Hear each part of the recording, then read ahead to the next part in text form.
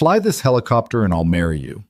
The words echoed through Horizon Aerotech's hangar as CEO Ariana Locke pointed at the janitor, triggering an avalanche of laughter. But when Daniel Reed actually stepped into that $20 million cockpit, when those rotors began to spin, when he lifted off with the precision of a ghost from another life, everything changed. This is the story of a man invisible to everyone until the moment he made them all look up.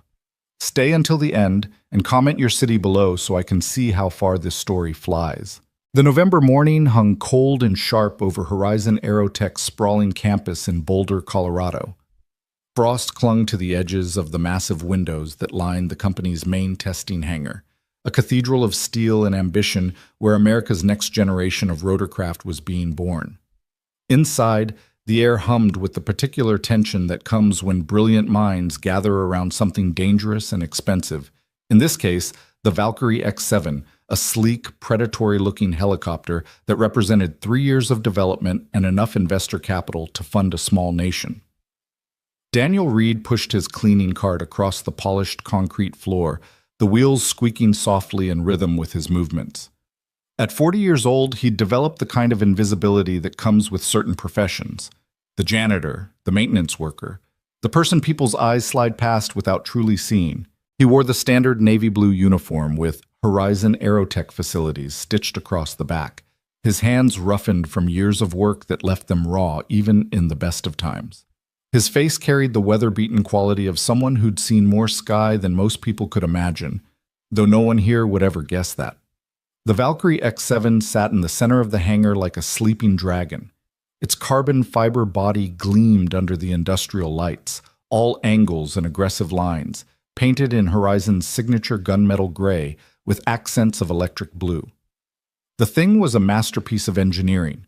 Composite rotors designed to reduce noise signature by 40%, a fly-by-wire system that could compensate for pilot error in milliseconds, and an engine package that pushed the boundaries of power-to-weight ratios. $20 million of cutting-edge aerospace technology, and they still couldn't get anyone to fly it properly. Daniel had been cleaning this hangar for 6 months now. 6 months of early mornings starting at 5 a.m., of emptying trash bins filled with crumpled CAD printouts and energy drink cans, of mopping floors where engineers paced while arguing about torque ratios and failure points. 6 months of being invisible while he watched them struggle with a machine he could have flown in his sleep. But that wasn't his life anymore. The sound of heels clicking against concrete announced Ariana Locke's arrival before she came into view. The CEO of Horizon Aerotech moved through her domain like a queen surveying her kingdom. 34 years old, Stanford MBA, daughter of the legendary aerospace engineer Marcus Locke, who'd founded the company before his death 5 years ago. She'd inherited his business and, some whispered, his arrogance. Ariana wore power like a second skin. Tailored black pantsuit, red-soled heels that probably cost more than Daniel made in a month, dark hair pulled back in a severe bun that emphasized the sharp angles of her face. 20 employees followed in her wake like a comet's tail, senior engineers, project managers, the head of their media team with a camera crew in tow. Ariana had a thing about documentation, about making sure every triumph was captured for the company's social media channels. Horizon Aerotech's Instagram had 2 million followers, all hungry for content about the future of flight. "All right, people," Ariana's voice cut through the hangar, clear and commanding. "We're 3 weeks from the DoD demonstration. 3 weeks to prove the Valkyrie X-7 can do everything we've promised, or we lose a contract worth $800 million. So somebody better explain to me why we still don't have solid test flight data." She stopped beside the helicopter, one hand resting on its fuselage like she owned it, which technically she did. The morning light streaming through the high windows caught the diamond studs in her ears, sending little stars of light dancing across the aircraft's surface. James Hendricks, the chief test pilot who looked like he hadn't slept in 3 days, stepped forward. "Ma'am, as I've explained, the fly-by-wire system is still showing inconsistencies in the collective response time. Yesterday's test run produced a 0.4-second delay between input and rotor pitch adjustment. At operational speeds, that kind of lag could be catastrophic."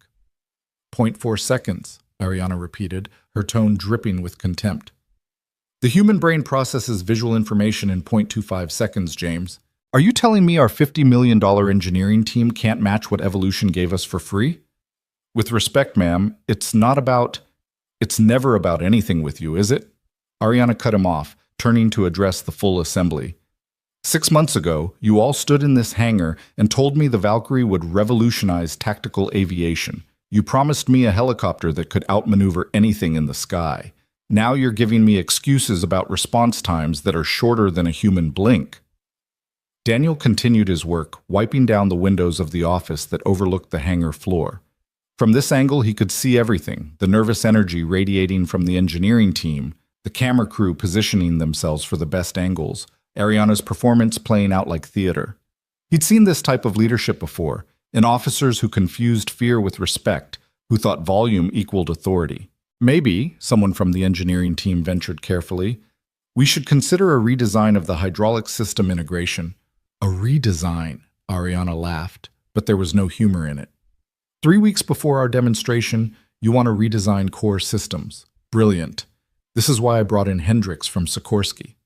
James, you've flown Blackhawks in combat zones. You've logged what, 8,000 hours? 8,200, ma'am. 8,200 hours, and you can't handle a 0.4-second delay? Ariana's voice rose. Maybe the problem isn't the helicopter. Maybe the problem is that we've become so cautious, so afraid of risk, that we've forgotten what pioneering actually means. The hangar had gone quiet, except for the distant hum of ventilation systems and the soft squeak of Daniel's cleaning cart as he moved to polish the helicopter's cockpit glass. He'd learned this approach years ago. Stay quiet, stay useful, don't draw attention. After everything that had happened, after losing Sarah, after the injury that ended his career, he'd accepted this simple truth. Some men are meant to fly, and some men are meant to watch others fly. But God, he missed the sky. You know what? Ariana's voice suddenly shifted, taking on a theatrical quality that made Daniel's instincts prickle. He recognized that tone. It preceded bad decisions. Since we're all standing around discussing what we can't do, let's talk about what we can do. Let's make this interesting. She pivoted, her eyes scanning the assembled group before landing on Daniel. He felt her gaze like a spotlight, exposing him in a way that made his shoulders tense. You there, Ariana called out. Janitor, what's your name? Daniel straightened slowly, setting down his cleaning cloth. Every face in the hangar turned toward him. Behind Ariana, he could see the camera crew adjusting their angles, catching this moment. Daniel, ma'am. Daniel Reed. Daniel Reed, she repeated, walking toward him with the kind of predatory grace that came from knowing you held all the power in a room. How long have you worked here, Daniel? 6 months, ma'am. 6 months of cleaning up after geniuses who can't solve basic engineering problems. She smiled, but it didn't reach her eyes. Tell me, Daniel, do you have any opinions on aviation? He could feel the trap closing. No, ma'am. Just here to keep things clean. Modest, I like that. Ariana turned back to her audience, spreading her arms wide. See, this is what I'm talking about. This man knows his role. He comes in, does his job, doesn't make excuses about 0.4-second delays. She spun back to Daniel, and something glinted in her expression, mischief mixed with cruelty. Daniel, how would you like to be famous? I'm fine where I am, ma'am. Oh, come on. Don't you have dreams? Aspirations? Every American wants their 15 minutes. She gestured grandly at the Valkyrie X7. Tell you what, fly this helicopter just once around the hangar, and I'll marry you. How's that for an incentive program? Laughter erupted through the assembly. Not gentle chuckling, but the kind of explosive mirth that comes from tension being released, from the powerful making a joke at someone powerless. Phones came out immediately, capturing the moment.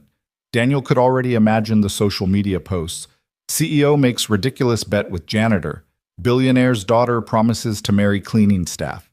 Horizon Aerotech's Ariana Locke at it again. James Hendricks laughed the hardest, doubling over, his face red. Oh man, that's good. That's really good, ma'am. I'm serious, Ariana pressed, warming to her performance. Fly the Valkyrie, Daniel, and we'll set a wedding date. I'll even let you pick the venue. What do you say? Every man wants a rich wife, right? Here's your chance.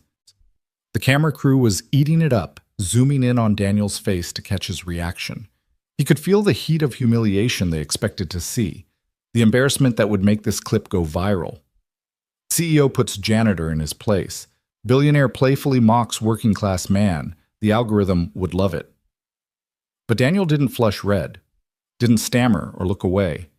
Instead, something shifted in his expression, just for a moment, like a shadow passing across the sun. The smile that touched his lips carried a weight no one in that room could interpret, like a man remembering a joke that only he understood. "That's generous of you, ma'am," he said quietly. Ariana blinked, seemingly surprised he'd responded at all. "Well, don't you want to try? Come on, give us a show. Sit in the cockpit at least. Pretend you're a pilot." More laughter. One of the junior engineers actually had to wipe tears from his eyes. Daniel looked at the Valkyrie X7, really looked at it for the first time since walking into work that morning. He took in the aggressive rotor configuration, the angle of the tail boom, the positioning of the stabilizers. His trained eye caught things the designers had done right: the weight distribution, the clear attention to reducing vibration transfer to the cockpit. He also noticed things that would need adjustment in real-world conditions, minor flaws that wouldn't appear until someone pushed the machine past its comfortable limits. "It's a beautiful aircraft," he said, and something in his tone made a few people stop laughing. "It is," Ariana agreed, clearly enjoying herself. $20 million of beautiful. So what do you say, Daniel? Want to be a pilot for a day? The moment stretched out, hanging in the air like the morning frost that still clung to the windows.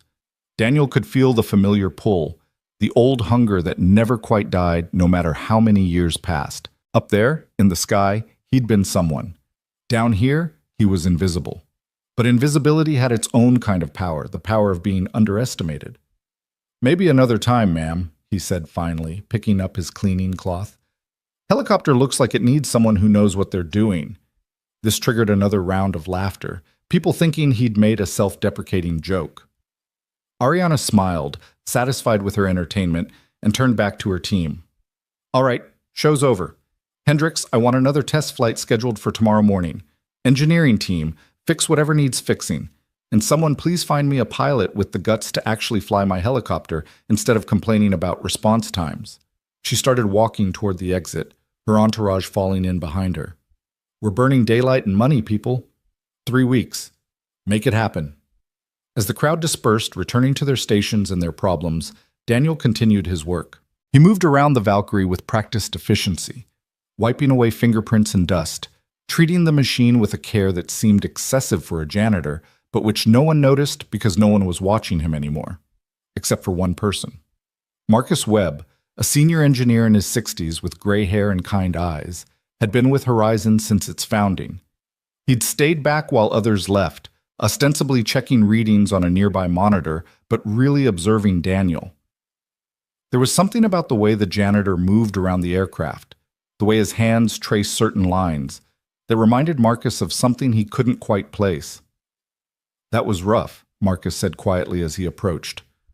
"Ariana, she doesn't always think before she speaks." Daniel glanced up, surprised someone was talking to him like a person rather than a prop. "It's fine. Not the worst thing anyone said to me. Still, you handled it with grace." Marcus extended his hand. "Marcus Webb. Yes? I've seen you around, but don't think we've officially met." Daniel Reed. They shook hands, and Marcus noticed the grip. Firm, confident, the handshake of someone used to trust and responsibility. "You know anything about helicopters, Daniel? The way you were looking at the Valkyrie just now?" Daniel smiled, but it was sad. "Just appreciate the engineering. It's good work." "It is. Though we're having trouble getting anyone to really push it to its limits. Pilots these days, they're cautious. Too much simulation training, not enough instinct." Marcus studied Daniel's face. "You ever fly?" The question hung between them, heavy with possibility. Daniel could have lied, could have maintained his invisibility. Instead, he met Marcus's eyes and said simply, "Once upon a time." Before Marcus could press further, one of the junior engineers called for him. With an apologetic nod, the old man walked away, leaving Daniel alone with the Valkyrie. Daniel finished his cleaning, packed up his cart, and prepared to move to the next section of the facility. But before he left, he allowed himself one moment, just one, to stand beside the helicopter and rest his hand on its fuselage. Through his palm, he could almost feel it humming, could imagine the vibration of the rotors, the pitch of the engine, the incredible lightness that came when wheels left the ground and the world fell away below. "Soon," he whispered, so quietly that even the ghosts of his past could barely hear it. Outside the hangar, the sun had fully risen over Boulder, painting the Rocky Mountains in shades of gold and amber. Somewhere in the city, Daniel's daughter Maya was starting her school day, probably daydreaming through math class the way she always did. Tonight, he'd pick her up, make her dinner, help with homework, and tell her stories about mommy before bed. It was a good life, a simple life. The kind of life you built when the extraordinary pieces of yourself had been broken, and you'd carefully, painfully, reassembled what remained into something functional. But standing there in the hangar, surrounded by the smell of aviation fuel and hydraulic fluid, Daniel felt those broken pieces starting to remember their original shape. The video of Ariana's proposal had already been posted to Horizon Aerotech's Instagram by the time Daniel took his lunch break. He didn't have social media himself, but Marcus found him in the break room and showed him on his phone. 60,000 views already, the comments flooding in. CEO savage as always. Imagine if he actually could fly it, though. This is why we love Ariana Locke, no filter. Kind of mean, though. IDK feels uncomfortable. That janitor took it like a champ lol. Daniel scrolled through them with no expression, then handed the phone back. People always need someone to laugh at. Doesn't bother you. Should it? Daniel unwrapped the sandwich he'd packed that morning. Turkey and cheese, nothing fancy. 6 months ago, I was nobody. Today, I'm still nobody, but 60,000 people have seen my face. That's progress, right? Marcus laughed despite himself. You're an interesting guy, Daniel Reed. Most people would be furious. Most people haven't learned that fury doesn't change anything. Daniel took a bite of his sandwich, chewed thoughtfully. Besides, she's not wrong. I'm the janitor. She's the CEO. That's how the world works. The world's worked a lot of different ways for a lot of different people, Marcus said quietly. Sometimes the roles we play aren't the whole story. Daniel met his eyes again, and something unspoken passed between them. Recognition, maybe, or respect. No, Daniel agreed softly. Sometimes they're not. The rest of the day passed in its familiar rhythm. Daniel cleaned offices, emptied trash, mopped floors, reset bathrooms, all while the Horizon Aerotech machine churned around him. Engineers argued, managers scheduled meetings, the marketing team edited footage of Ariana's morning performance for maximum social media impact. By the time Daniel's shift ended at 3 p.m., the video had crossed 500,000 views and spawned a dozen reaction videos from aviation YouTubers and workplace culture commentators. He changed out of his uniform in the facility's locker room, pulling on jeans and a worn leather jacket that had seen better days. In the cracked mirror above the sink, he studied his reflection, lines around the eyes from years of squinting into horizons, a small scar above his left eyebrow from an incident he tried not to remember, gray threading through the dark hair at his temples. 40 years old. When had that happened? The drive to Maya's school took 20 minutes through Boulder's afternoon traffic. Daniel had bought his truck used 5 years ago, after selling almost everything else when Sarah died. It ran fine, got him where he needed to go, which was all that mattered. He pulled up to Mountain View Elementary just as the final bell rang, watching the flood of children pour out like a breaking dam of energy and noise. Maya emerged near the middle of the pack, 7 years old with her mother's dark curls and Daniel's gray eyes. She wore a purple backpack almost as big as she was, and carried a folder clutched against her chest like treasure. When she spotted the truck, her whole face lit up in a smile that made every hour of cleaning toilets worth it. "Daddy!" She ran over and Daniel caught her in a hug that lifted her off the ground. "Hey, Butterfly, good day?" "The best! I got an A on my science project. Mrs. Henderson said my model of the solar system was the most accurate in the class."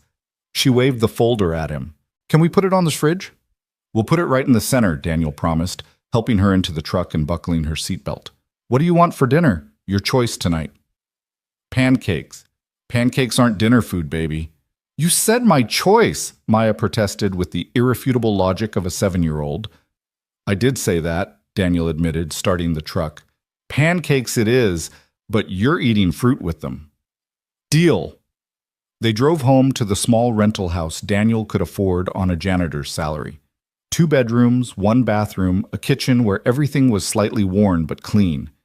It wasn't much, but it was theirs, filled with Maya's artwork on the walls and photos of Sarah everywhere so their daughter would never forget her mother's face. While Daniel mixed pancake batter, Maya did her homework at the kitchen table, occasionally asking questions about fractions that made him remember how different childhood math had been in his generation. After dinner, pancakes with strawberries as promised, they settled on the couch for their evening ritual. 1 episode of whatever show Maya was into, followed by bedtime. Tonight, she wanted to watch a documentary about the Blue Angels she'd discovered. "Did you know they fly in formation with only 18 inches between their wings?" Maya asked, her eyes glued to the screen where FA-18 Hornets danced through the sky in perfect synchronization. 18 inches, Daddy! That's like this much! She held up her hands to demonstrate. "That's pretty close," Daniel agreed, his chest tight as he watched the jets wheel and spin. He remembered that kind of precision, the trust it required, the split-second timing where one mistake could end everything. "Do you think I could fly planes when I grow up?" Maya looked up at him with those serious gray eyes. "Mrs. Henderson says girls can do anything boys can do." "Mrs. Henderson is absolutely right," Daniel said firmly. "And you could fly anything you wanted. You're smart enough, brave enough. You'd be amazing." "Would Mommy be proud?" The question hit him like it always did, a familiar ache in a place that never quite healed. "Mommy would be so proud of you, she'd probably cry happy tears every single day." Maya snuggled closer, satisfied with this answer. On the screen, the Blue Angels pulled through a loop so tight it seemed to defy physics, and Daniel felt the old hunger again, that pull toward the sky that never quite left, no matter how many years you stayed grounded. After putting Maya to bed, reading her 2 chapters of the fantasy book they were working through together, and singing the lullaby Sarah used to sing, Daniel returned to the living room. The house was quiet except for the hum of the refrigerator and the distant sound of traffic. He poured himself a glass of water and stood at the window, looking out at the mountains silhouetted against the darkening sky. His phone buzzed. A text from Marcus Webb. "Videos at 2 million views. You're famous. Hope you're okay." Daniel typed back, "I'm fine. Thanks for checking." Another message. "For what it's worth, I looked you up. Or tried to. You're not easy to find, Daniel Reed." Daniel stared at those words for a long moment, then deleted them without responding. Some searches weren't meant to succeed. But as he got ready for bed, as he lay in the darkness listening to Maya's soft breathing from the room next door, Daniel knew something had shifted. Ariana Locke had meant to humiliate him, to use him as entertainment, to reinforce the hierarchy that kept people in their places. She'd laughed at the janitor, and the internet had laughed with her. What none of them understood was that Daniel Reed had stopped caring about being laughed at around the same time he'd learned that respect wasn't given. It was earned, often in ways invisible to those who'd never had to fight for it. The Valkyrie X-7 needed someone to fly it. Someone brave enough, skilled enough, crazy enough to push it past comfortable limits and find out what it could really do. Ariana had no idea how right she'd been when she pointed at him and said those words. And tomorrow morning, when he returned to that hangar, when he pushed his cleaning cart past all those engineers who'd laughed, Daniel would still be invisible. But not for much longer. The sky was waiting, and the sky never forgot its own. The next morning arrived cold and sharp, the kind of November dawn that made breath visible and turned the mountains into jagged silhouettes against a lightning sky.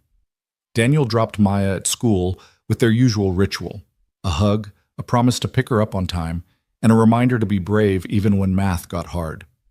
As he drove toward Horizon Aerotech, he felt something stirring in his chest that he hadn't felt in years, something dangerous and familiar all at once. The parking lot was already half full when he arrived, engineers and technicians starting early to solve problems that had festered overnight. Daniel parked in his usual spot far from the main building, the place where facility workers were expected to keep their aging vehicles away from the sleek Teslas and BMWs that marked executive territory. He sat in his truck for a moment, hands on the steering wheel, staring at the massive hangar that dominated the campus. Inside that building was the Valkyrie X-7. Inside that building, Ariana Locke was probably already holding court, pushing her team toward an impossible deadline. And inside that building, something was about to change in ways none of them could anticipate. Daniel grabbed his thermos of coffee and headed in. The facility's office was a cramped room near the loading docks where the cleaning crew gathered each morning to receive assignments. His supervisor, a tired-looking woman named Carol, who'd worked at Horizon for 15 years, handed him his checklist without much ceremony. Main hangar, executive offices, and the engineering wing, she said. Rodriguez called in sick, so you're covering his areas too. No problem. Daniel? Carol looked at him with something like sympathy. I saw that video yesterday. The one with Ms. Locke. If you want to file a complaint with HR, it's fine, Carol, really. It's not fine. She humiliated you in front of the whole company, in front of millions of people online. Carol's mouth pressed into a thin line. I know you need this job, but you have rights. Daniel smiled, touched by her concern. I appreciate that, but trust me, I've dealt with worse than someone making a joke at my expense. Carol didn't look convinced, but she nodded. All right, but if you change your mind, my door's open. Well, metaphorically, I don't actually have a door. He made his way to the main hangar, pushing his cart through corridors that hummed with the early morning energy of a company racing against deadlines. Through windows, he could see engineers already clustered around computer screens, gesturing animatedly at simulations and data readouts. The pressure was mounting, and everyone could feel it. The hangar doors were open when Daniel arrived, and what he saw inside made him stop in his tracks. The Valkyrie X-7 sat in its usual position, but now it was surrounded by what looked like a war council. 20 or 30 people formed a loose circle around the helicopter, their voices creating a buzz of anxiety and frustration that echoed off the high ceiling. At the center stood Ariana Locke, still dressed in yesterday's power suit, like maybe she hadn't gone home at all, her expression carved from stone. James Hendricks, the chief test pilot, stood apart from the main group with his arms crossed defensively. Even from this distance, Daniel could see the exhaustion etched into every line of the man's face. So, let me understand this correctly, Ariana's voice cut through the chatter, silencing everyone. You're refusing to fly. I'm not refusing anything, ma'am, Hendricks said, his tone careful but firm. I'm telling you that until engineering resolves the control lag issue, test flights pose an unacceptable risk. Unacceptable to whom? You? The FAA? God? Ariana took a step closer to him. James, we hired you specifically because of your combat experience, because you've flown in conditions where people were actively trying to kill you, and now you're telling me a 0.4-second delay scares you more than surface-to-air missiles? With respect, ma'am, those are completely different scenarios. In combat, I knew my aircraft's limitations. I trusted my machine. Right now, I don't trust the Valkyrie's systems, and flying something you don't trust is how pilots die. A murmur ran through the assembled crowd. Daniel positioned his cart near the edge of the group, ostensibly to clean but really to listen. He recognized the dynamic playing out, a CEO who thought will could overcome physics, and a pilot who knew better but lacked the authority to make it stick. So what do you suggest? Ariana's voice dripped with sarcasm. We tell the Department of Defense that we need more time, that our revolutionary helicopter isn't quite ready because our star pilot has cold feet? I suggest we delay the demonstration by 60 days and fix the actual problems instead of pretending they don't exist. Hendricks straightened his shoulders, and Daniel saw the military bearing underneath the civilian clothes. Ma'am, I've been flying rotorcraft for 22 years. I know the difference between acceptable risk and suicide. Right now, pushing the Valkyrie past 60% power with these system lags is the latter. 60%, Ariana repeated, her voice dangerously quiet. So you're saying our $20 million prototype can only operate at 60% capacity. Until the engineers have been fixing things for 6 months, James. At some point, we have to accept that perfection is the enemy of progress and actually demonstrate what this machine can do. Marcus Webb, standing near the helicopter with a tablet in his hands, cleared his throat. Ms. Locke, if I may. James has a point. The hydraulic integration issue isn't trivial. At high speeds or during aggressive maneuvers, the delay could cause the aircraft to... To what, Marcus? Crash? Explode? or just embarrass us in front of military procurement officers who are looking for any excuse to fund our competitors instead? Ariana spun to face her senior engineer. You've been with this company since my father founded it. Tell me honestly, is the Valkyrie safe to fly, yes or no? Marcus hesitated, and in that hesitation, Daniel saw the whole tragedy of the situation. The old engineer knew the truth, but also knew that truth wasn't what Ariana wanted to hear. It's safe at limited operational parameters, Marcus said finally, but pushing it to full demonstration specifications without addressing the control systems. I didn't ask for a technical lecture. I asked for yes or no. Then no, ma'am, not at full specs. The hangar went absolutely silent. Even the distant hum of ventilation systems seemed to quiet, as if the building itself was holding its breath. Ariana's face remained perfectly composed, but Daniel saw her hands clench at her sides. Fine, she said, her voice cold enough to frost the windows. If our chief test pilot won't fly the aircraft, and our senior engineer says it's not ready, then clearly we have a personnel problem, not a technology problem. James, you're dismissed. Hendrix's eyes widened. Ma'am? You heard me. Clean out your locker. HR will handle your severance. You're firing me for prioritizing safety? I'm firing you for failing to do the job I hired you to do. Anyone else want to tell me why we can't accomplish our mission? Ariana's gaze swept the assembled group, challenging them. No? Good. Someone find me a pilot who actually wants to fly instead of making excuses. We have 17 days until the DoD demonstration, and I will not lose this contract because everyone in this building forgot how to take risks. She started to walk away, her heels clicking sharply against the concrete, when a voice from the back of the crowd spoke up. Maybe you're looking in the wrong places. Every head turned. Daniel stood beside his cleaning cart, one hand resting on a bottle of glass cleaner, his expression calm. He hadn't meant to speak. The words had simply emerged, pulled out by the injustice of watching a good pilot get fired for being right. Ariana stopped mid-stride. Slowly, deliberately, she turned around. Excuse me? You said you're looking for a pilot, Daniel continued, his heart hammering but his voice steady. I'm just suggesting maybe you're looking in the wrong places. A ripple of recognition went through the crowd as people realized who had spoken. The janitor, the guy from yesterday's video. Several people actually laughed, assuming this was going to be entertainment.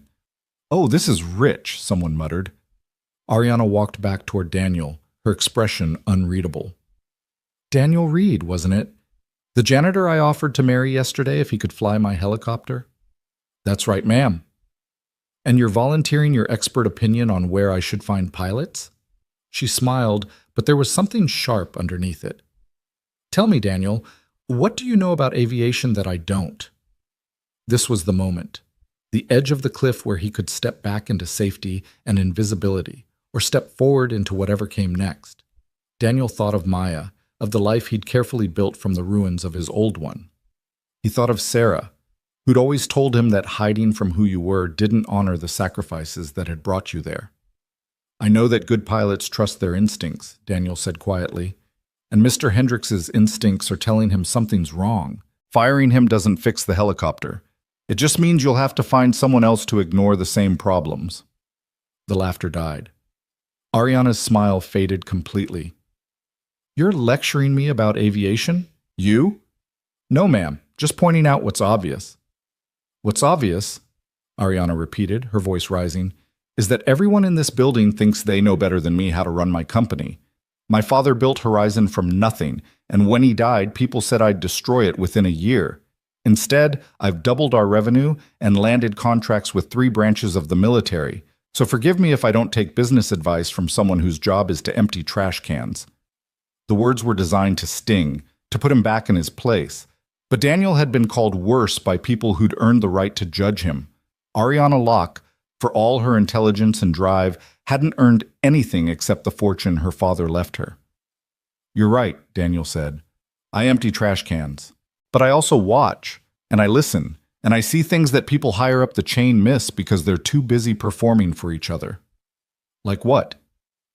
Like the fact that everyone in this hangar is terrified to tell you the truth because the last person who did just got fired. Daniel gestured at the crowd. You want someone to fly the Valkyrie? Fine. But make sure they're flying it because it's safe, not because they're more afraid of disappointing you than dying. The hangar was so quiet now that Daniel could hear his own heartbeat. He'd crossed a line. He knew that. Come tomorrow, Carol would probably be handing him a pink slip along with his final paycheck. But watching Hendricks get fired for doing his job right had awakened something in Daniel that he'd thought was dead, the part of him that couldn't stand by while bad leadership destroyed good people. Ariana stared at him for a long moment, her expression cycling through anger, disbelief, and something that might have been respect before settling back on anger. "You know what?" she said finally. "You want to criticize how I find pilots? You want to stand there and tell me I'm doing everything wrong? Fine. Let's revisit yesterday's offer. Fly the Valkyrie, Daniel, right now. Prove that you know what you're talking about." The crowd stirred, confusion mixing with anticipation. Someone started recording on their phone. "Ma'am." Marcus started to intervene, but Ariana held up a hand. "No, I'm serious. Daniel here thinks he understands aviation better than our chief test pilot. So let's test that. Get in the cockpit, start the engine, and show us what you know." She moved closer to him, close enough that he could see the exhaustion behind her eyes, the desperation driving her. Unless, of course, you were just talking, which seems likely for someone whose expertise is in cleaning supplies. Daniel looked at the Valkyrie X7. In the morning light streaming through the hangar's high windows, it looked like something from a dream, sleek, powerful, dangerous. His hands remembered the feel of a cyclic stick, the delicate pressure needed on rudder pedals, the constant adjustments that kept a helicopter in the sky. It had been 5 years since his last flight, 5 years since the injury that ended his career. But some things lived in muscle memory, in the parts of yourself that couldn't forget, even when forgetting would be easier. "If I do this," Daniel said slowly, "and I fly it successfully, you'll reconsider firing Mr. Hendricks and actually listen to what your engineers are telling you about the safety issues." Ariana's eyebrows rose. "If you fly it successfully, I'll do more than that. I'll keep my original promise. We'll pick a wedding date." The crowd erupted in shocked laughter and excited chatter. This was better than yesterday's video. This was content gold. The janitor actually accepting the CEO's challenge. It would go mega viral within hours. "I'm not interested in marrying you, ma'am," Daniel said calmly. "I just want you to treat your people with respect and prioritize safety over ego." How noble! So is that a yes or a no? Daniel set down his glass cleaner. He looked at Marcus, who was watching him with intense curiosity, then at Hendricks, who looked horrified at the idea of an untrained janitor attempting to fly a prototype aircraft. Finally, he looked back at Ariana. "It's a yes," he said. "But I want everyone to be clear. I'm not doing this as a stunt. If I get in that cockpit, I'm treating it like a real test flight, which means I follow proper procedures and I don't take unnecessary risks." "Whatever you need," Ariana said, waving her hand dismissively. "Though I assume you'll need someone to explain how the controls work. Maybe Marcus can give you a quick tutorial on which pedal makes it go up." More laughter. Daniel ignored it and walked toward the Valkyrie, his stride changing as he moved. The shuffle of a janitor fell away, replaced by something more purposeful, more controlled. He circled the aircraft slowly, and this time people noticed the way he moved, not like someone seeing it for the first time, but like someone conducting a pre-flight inspection. He checked the main rotor for play, examined the tail rotor assembly, looked at the landing gear struts for hydraulic leaks. His hands moved with practiced efficiency, touching points that needed checking, his eyes scanning for anything that might indicate a problem. Marcus moved to stand beside him. "Daniel," the old engineer said quietly, "you don't have to do this. She's being cruel." "I know what she's being," Daniel replied, continuing his inspection. "But the question stands, can this aircraft fly safely, or can't it? At conservative parameters with an experienced pilot, yes, but you're not—" Marcus stopped, really looking at Daniel for the first time, at the way he was checking the swash plate bearings, the way his eyes tracked the control linkages. "Wait, you actually know what you're doing." "I told you," Daniel said. "Once upon a time." "Once upon a time what? Daniel, who are you?" Before Daniel could answer, Ariana called out impatiently. "Are we doing this or not? Some of us have actual work to do today." Daniel finished his walk around and approached the cockpit. The door was open, and he climbed in with the easy familiarity of someone who had done it thousands of times before. The seat needed adjustment. Whoever had flown last was taller, so he shifted it forward and down. His feet found the pedals naturally, his right hand settling on the cyclic like greeting an old friend. The collective was where it should be on his left, the throttle integrated into the grip exactly where his muscle memory expected it.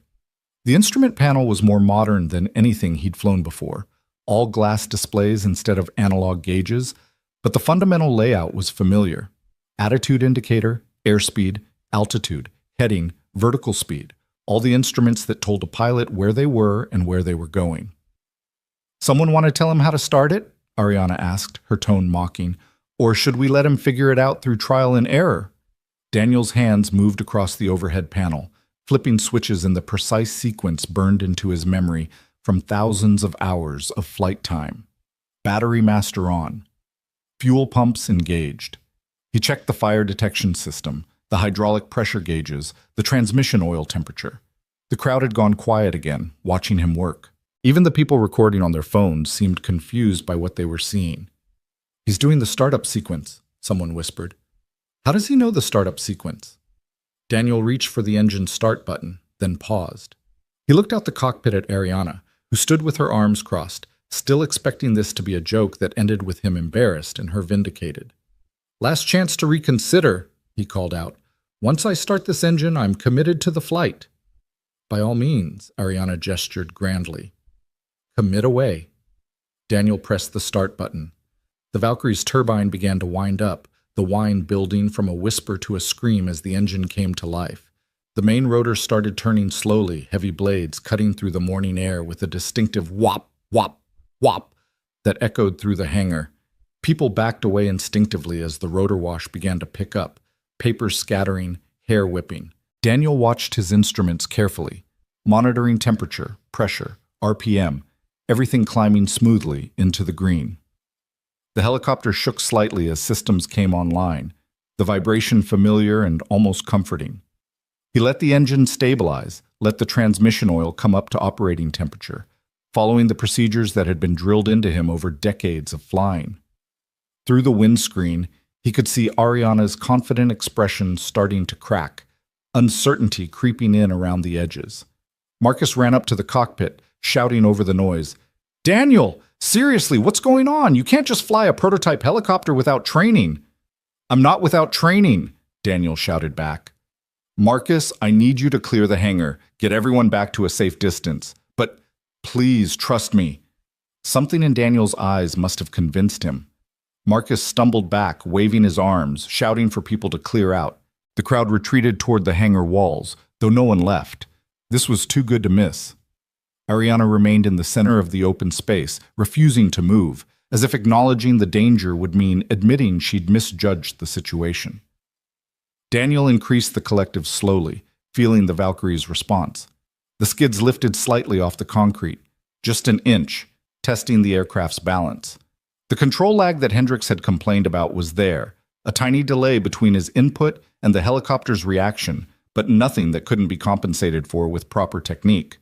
He brought it back down gently, then tried the cyclic, nudging the aircraft forward and back, feeling how it wanted to move. The tail rotor responded crisply to pedal inputs, the heading holding steady. Despite the control system issues, the Valkyrie was beautifully balanced, the engineering fundamentally sound. "All systems green," he said to himself, checking the displays one more time. Transmission temp normal. Engine parameters nominal. Hydraulic pressure good.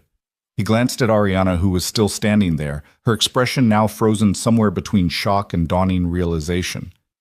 "Ma'am," Daniel called out, "I strongly suggest you step back." She didn't move.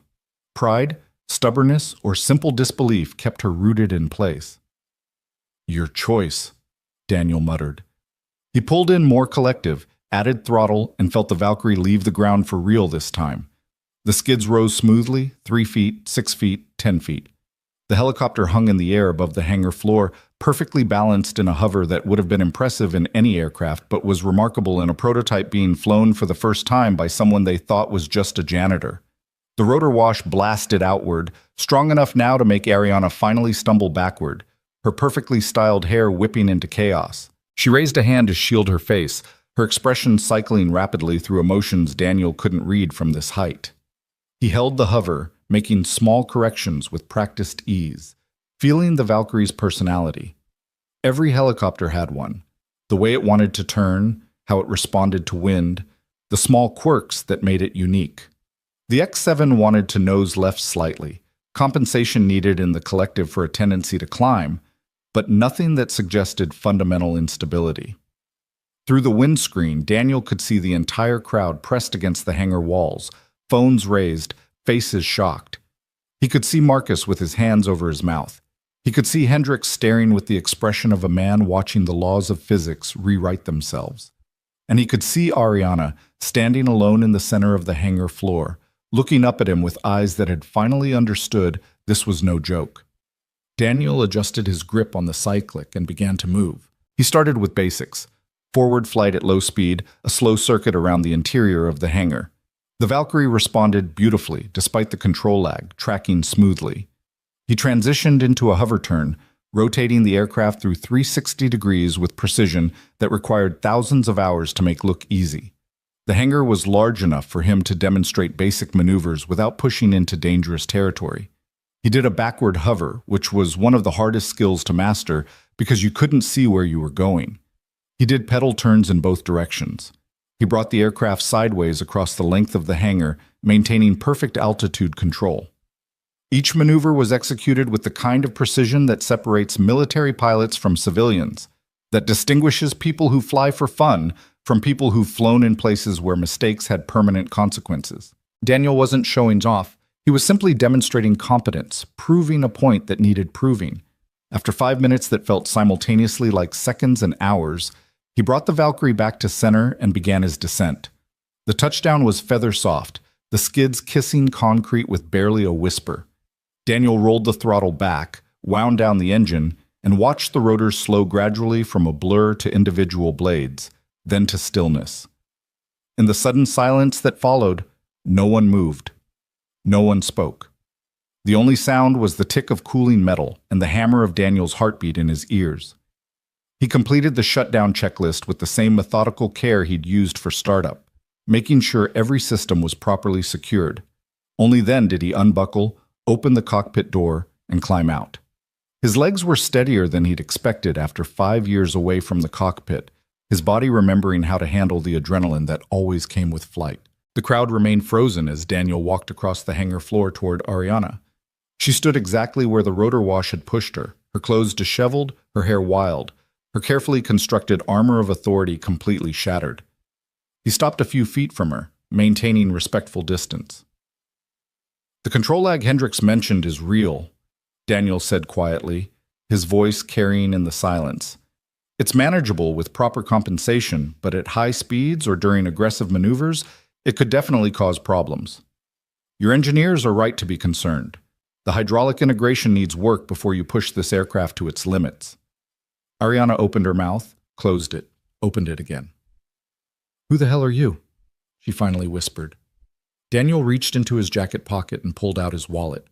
From it, he extracted a laminated military ID card that he'd carried for 20 years and couldn't quite bring himself to throw away even after retirement. He handed it to her. Ariana looked down at the card. Her eyes went wide as she read. "Lieutenant Colonel Daniel Reed, United States Air Force, Tactical Flight Instructor." "I flew Blackhawks for 12 years, Daniel said. "Combat deployments to Iraq and Afghanistan. After that, I taught advanced rotary wing tactics at Fort Rucker for 8 years. I have just over 9,000 hours of flight time in military helicopters, plus another 1,500 in civilian aircraft. I'm rated on 14 different platforms and hold instructor certifications for 6 of them." The words fell into the silence like stones into still water, sending ripples of shock through everyone who heard them. Ariana stared at the ID card as if it might be fake, as if reality might rearrange itself back into something that made sense. "But you're—" she started. "A janitor," Daniel finished. "Yes, ma'am. Because 5 years ago, I took a piece of shrapnel in my back during a rescue operation outside Kabul. It damaged nerves that left me with chronic pain and occasional loss of sensation in my left leg. The Air Force gave me a medical retirement with full honors, but flying wasn't an option anymore. And 6 months after that, my wife Sarah died of cancer, leaving me with a 7-year-old daughter to raise alone. He took the ID card back from Ariana's numb fingers and returned it to his wallet. I took this job because it pays enough to cover rent and Maya's school supplies, because the health insurance helped with my medical bills, and because I didn't want to be around aviation anymore. Seeing these aircraft every day, being close to flying but not able to do it myself, it hurt. But it was honest work that let me be home for my daughter, and that was all that mattered. Marcus had moved closer during this speech, tears streaming unashamedly down his weathered face. Around them, the assembled crowd stood in various states of shock, shame, and dawning understanding. "You flew combat missions," Ariana said, her voice barely audible. "You saved lives. You taught others to fly. And I called you. I said you. You didn't know," Daniel said simply. "How could you? I'm wearing a janitor's uniform. I push a cleaning cart. You saw what was visible and made assumptions based on that, which is what humans do." "The problem wasn't the assumptions, ma'am. The problem was using those assumptions to humiliate someone for entertainment." Ariana's face had gone pale. She looked around at the phones still recording, at the faces watching her, and seemed to fully comprehend what had just happened. Not just in this hangar, but captured on video that would spread across the internet like wildfire. "I need to sit down," she said faintly. Marcus rushed to get her a chair. Someone else brought water. The crowd began to murmur, conversations breaking out as people processed what they'd witnessed. Daniel heard fragments. "Holy shit! Did you see that landing? 9,000 hours. Combat pilot." Hendricks approached, his expression complex. "Colonel Reed, sir. That was... I don't even have words. Just Daniel is fine, and you were right about the control systems. That lag is going to bite someone at high speeds. But you compensated for it like it was nothing. Years of practice compensating for much worse problems in much worse conditions." Daniel managed a tired smile. "But that doesn't mean it's safe for operational use, especially not for civilian pilots who haven't spent a decade learning to adapt to failing systems in combat zones." Ariana looked up from her chair, her face haggard. "I fired James for telling the truth. I was going to risk demonstrating an unsafe aircraft rather than admit we needed more time. I humiliated you in front of millions of people. And you," she shook her head, "you just proved you're better than all of us." "I didn't prove anything except that I can still fly a helicopter," Daniel said. "What you do with that information is up to you, ma'am.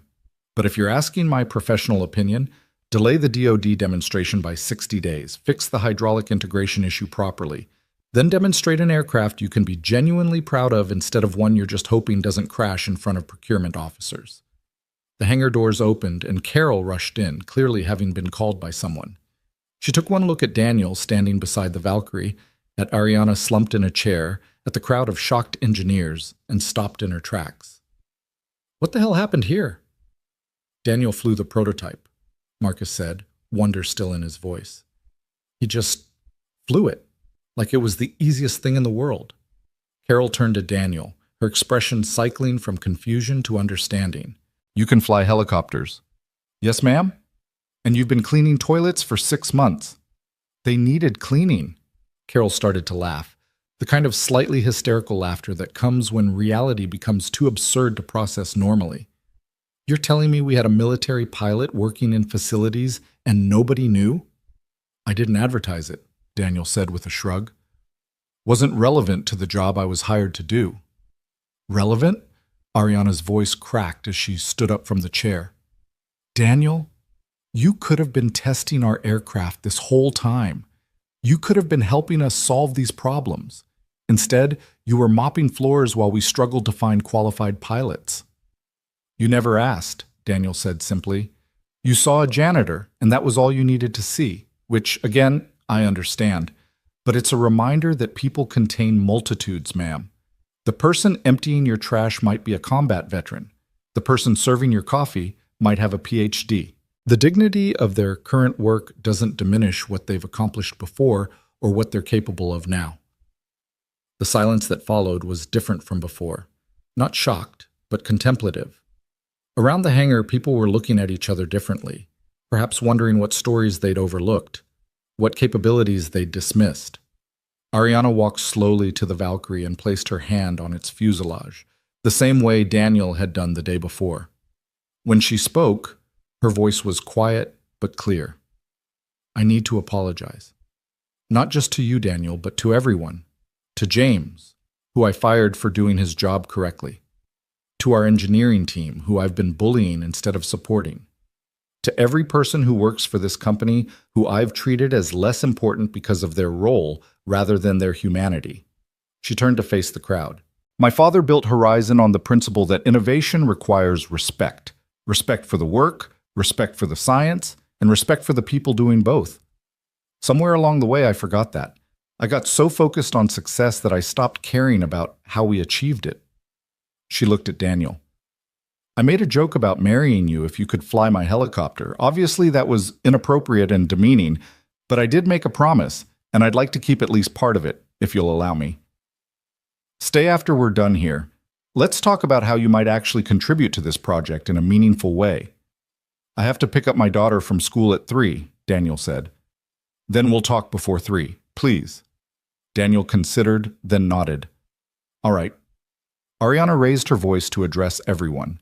This demonstration is over. I want the engineering team to compile a complete report on all outstanding issues with the Valkyrie, no matter how minor. James, if you're willing to stay, I'd like to reinstate you and hear your full recommendations. Everyone else, take the morning to process what just happened, and let's regroup this afternoon with honest conversations about what we need to do differently. People began to disperse slowly, still talking among themselves, still processing. The phones had stopped recording, but Daniel knew the footage was already spreading. The janitor, who turned out to be a military pilot, the CEO humbled, the helicopter rising into the air against all expectations. It would be a different kind of viral moment than yesterday's video. As the crowd thinned, Marcus approached Daniel with an expression of profound respect. Colonel Reed, just Daniel, please. I'm not active duty anymore. Daniel, then. I looked you up last night after our conversation, but I couldn't find much. You're not easy to search for.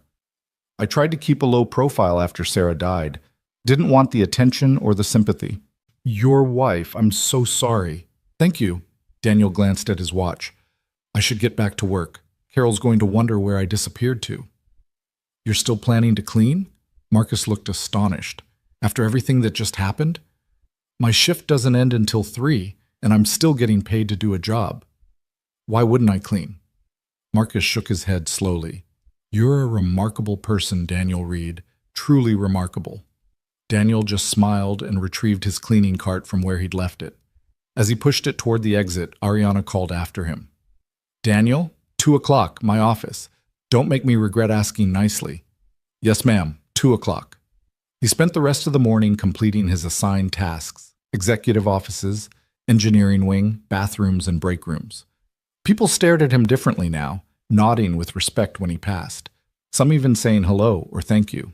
It was disconcerting, this sudden visibility, like someone had flipped a switch and he'd gone from ghost to person overnight.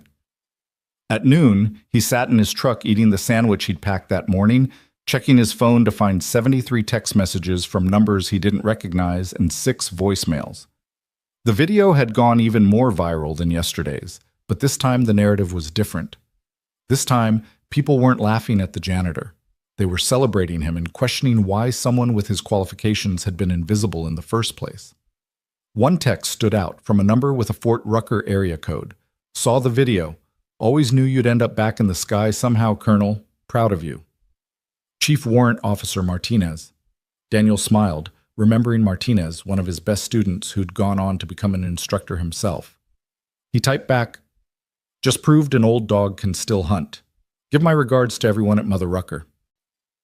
At 1:55 p.m., Daniel knocked on Ariana Locke's office door. Through the frosted glass, he could see her silhouette pacing. Come in, she called.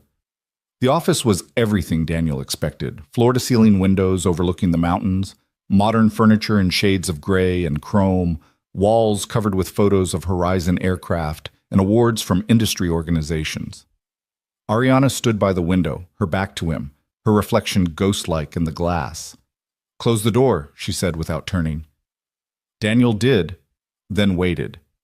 He'd learned in the military that sometimes the best thing to say was nothing. "I've been CEO for 5 years," Ariana said finally. 5 years of people telling me I'm too young, too inexperienced, too female to run an aerospace company. Every decision gets scrutinized. Every mistake gets magnified. So I built armor, made myself harder, more aggressive, more willing to humiliate others before they could humiliate me. She turned to face him. "But what I did to you wasn't armor. It was cruelty, and there's no excuse for cruelty." "Apology accepted," Daniel said simply. "Just like that?" "You made a mistake. You owned it publicly. You're taking steps to fix it. What else is there?" Ariana laughed, but it was shaky.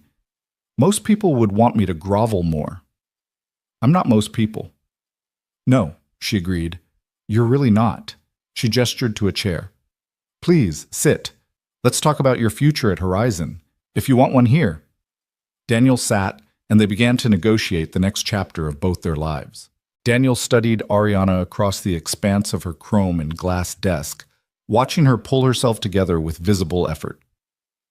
The woman who'd strutted through the hangar that morning with absolute confidence now sat with slumped shoulders, her carefully constructed armor cracked wide open. She pulled out a leather portfolio and opened it to a blank page, pen poised like she was about to negotiate a contract. "Before we start," Daniel said quietly, "I need to be clear about something. I'm not looking to be rescued or elevated. I have a daughter who needs stability, and the job I have now provides that. Whatever we discuss here needs to work around Maya first." Ariana set down her pen. "How old is she?" 7. Second grade at Mountain View Elementary. She's smart, funny, and the only thing in this world that matters more to me than flying. "What happened to her mother? You said cancer?" The question landed gently, but it still hurt the way it always hurt. "Pancreatic. Diagnosed stage 4 6 months after they found it. Sarah lasted 8 months after that, and she fought every single day." Daniel's voice remained steady through years of practice. "Maya was 2 when Sarah died. She has pictures and videos, stories I tell her every night, but she doesn't really remember her mother. That's the part that keeps me awake sometimes, knowing that the most important person in her life is becoming a beautiful story instead of a living memory." Ariana's eyes glistened. "I'm sorry, that's inadequate, but I don't know what else to say." "There isn't anything else to say. Loss is loss, and you carry it, or it carries you." Daniel shifted in his chair. "After Sarah died, I had disability payments from the Air Force, her life insurance, and a 7-figure offer from Lockheed to consult on their next-generation attack helicopter. I could have taken that job, put Maya in the best schools, hired nannies and therapists, and all the support money can buy. But you didn't." "No. Because Maya didn't need the best schools or expensive therapists. She needed her father. She needed someone to make her breakfast and pick her up from school and tuck her in at night. She needed consistency and presence, not resources." He met Ariana's gaze directly. "So I took the janitor job because the hours are 6 to 3, which means I'm home when she needs me. That's not a sacrifice, Miss Locke. That's a privilege. And before we talk about any changes, I need to know that privilege stays intact." Ariana nodded slowly, making a note. "Understood. So if I were to offer you a position as chief test pilot, I'd decline." She looked up sharply. "What?" "Daniel, you just demonstrated skills that most pilots spend their entire careers trying to develop. We need someone exactly like you to work 12-hour days testing an aircraft through every possible failure mode while you race toward a deadline?" Daniel shook his head. "I've done that life, Miss Locke. I've missed birthdays and recitals and first days of school because the mission came first. I've told my family that duty required sacrifice, and I believed it because the stakes were real. People's lives depended on getting it right. But that was when I had a wife who understood and supported those choices. Now I'm the only parent Maya has, and no amount of money or prestige is worth missing her childhood." The silence that followed was heavy with Ariana's visible struggle between her needs and respecting his boundaries. Finally, she said, "What if we structure it differently? Flexible hours, primarily consulting rather than active testing, the ability to work from home when needed." "Why do you want me here at all?" Daniel asked. "You have qualified pilots. James Hendricks is excellent. And if you treat him with respect instead of contempt, he'll help you build something remarkable. You don't need me. But I do, Ariana insisted, leaning forward. Daniel, what happened this morning? That wasn't just about flying. You diagnosed the problem, understood the human dynamics, and demonstrated leadership without ever raising your voice or pulling rank. You showed everyone in that hangar, including me, what integrity looks like under pressure. I showed you how to fly a helicopter. You showed us how to be better people, Ariana corrected. And Horizon needs that right now. I need that. Because the truth is, I've built a culture of fear where the best people are afraid to tell me when I'm wrong. You weren't afraid, and maybe if you're around, other people will learn to be unafraid too. Daniel considered this, recognizing the truth in her words but also the danger. It would be easy to step back into the world he'd left behind, to reclaim the identity that had defined him for 20 years.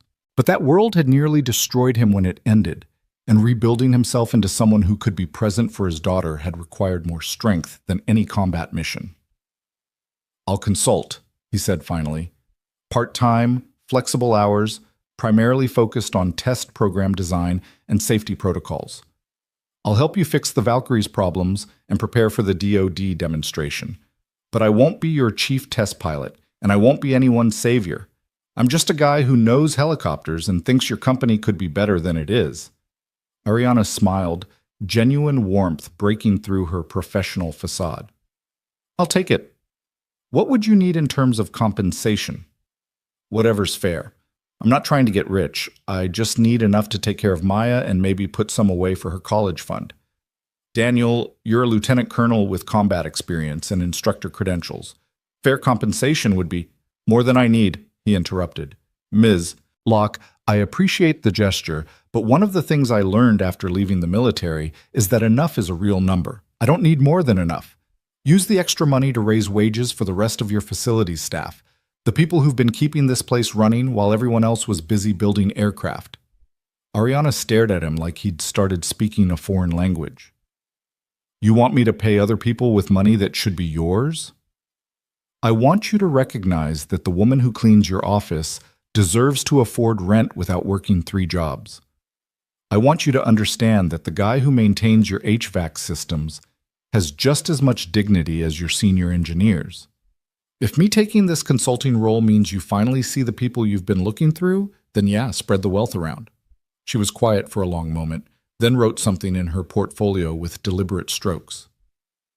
Okay, part-time consulting with flexible hours, competitive but not excessive compensation, and I'll conduct a comprehensive review of wages and benefits for all support staff. Anything else? James Hendricks keeps his job and gets a formal apology. Your engineering team gets the time they need to fix problems properly instead of being bullied into cutting corners. And the next time someone tells you something you don't want to hear, you thank them for their honesty instead of firing them. You're negotiating my management style now? I'm giving you the conditions under which I'm willing to work here. Take them or leave them, Ms. Locke. I've got offices to clean and a daughter to pick up in 45 minutes. Ariana laughed, a real laugh that transformed her face from severe to something approaching beautiful. My father used to say the best deals are the ones where everyone walks away slightly uncomfortable. I think he would have liked you, Daniel. I would have liked to meet him. Marcus speaks highly of his vision. Dad was brilliant, but he was also kind. He would have been horrified by what I did to you yesterday. Ariana's expression clouded. He would have been ashamed of the leader I've become. Then don't be that leader anymore, Daniel said simply. You can't change yesterday, but you control what happens next. That's true for all of us. She nodded, then stood and extended her hand across the desk. Thank you, Daniel, for the flight, for the honesty, and for giving me a chance to do better. They shook hands, and Daniel felt the firmness of her grip, the steadiness that came from making a decision and committing to it. Whatever else Ariana Locke was, she wasn't weak. She'd just been using her strength in the wrong directions. I'll draft a formal offer letter tonight and have it to you tomorrow, she said. But before you go, there's something else we need to discuss. What's that? The video.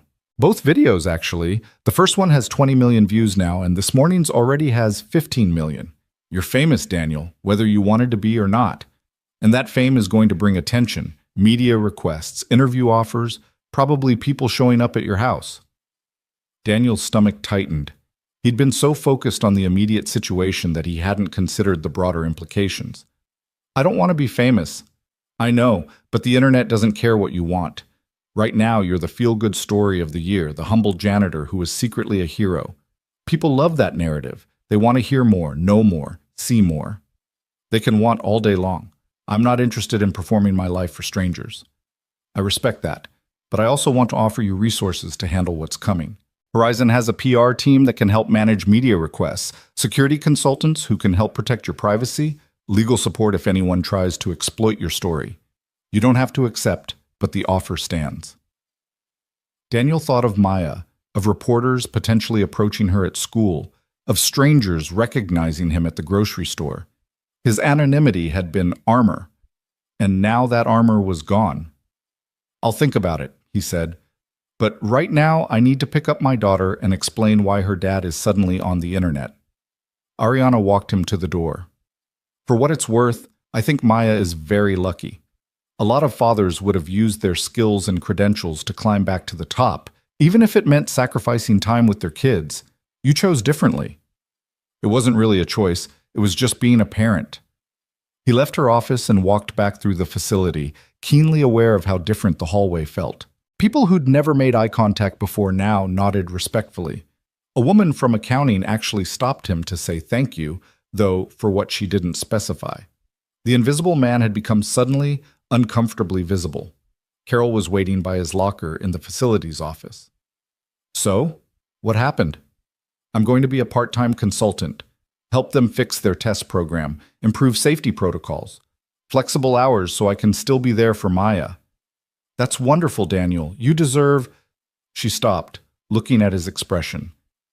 You're not happy about it. I'm grateful for the opportunity. I'm glad Ariana is willing to make changes. But Carol, I liked being invisible. I liked coming to work, doing my job, going home to my daughter. Simple, uncomplicated. Now everything's complicated again. Carol sat down on the bench beside the lockers. You know what I think? I think you've been hiding. Not from other people, but from yourself. You loved flying, loved the military, loved being Lieutenant Colonel Daniel Reed. When you lost that, when Sarah died, you decided the safest thing was to become someone completely different. But you can't unbecome who you are, Daniel. It doesn't work that way. I'm not trying to unbecome anything. I'm just trying to be a good father. And you are. The best. But maybe, and I say this with love, maybe Maya needs to see all of who her father is. Not just the guy who makes pancakes and helps with homework, but the man who flew combat missions and saved lives and can make a $20 million helicopter dance like it's weightless. Daniel sat down beside her, suddenly tired. What if I fail? What if I get back into that world and discover I can't do it anymore? The injury, the time away, the fact that my instincts might not be as sharp as they were.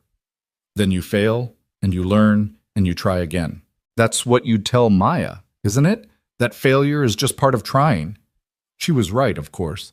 Daniel had given Maya that exact speech when she'd been afraid to audition for the school play, terrified of not getting a part. He told her that brave people aren't the ones who never feel fear. They're the ones who do it anyway. When did you get so wise? He asked. I've been cleaning up other people's messes for 15 years. You learn things about human nature.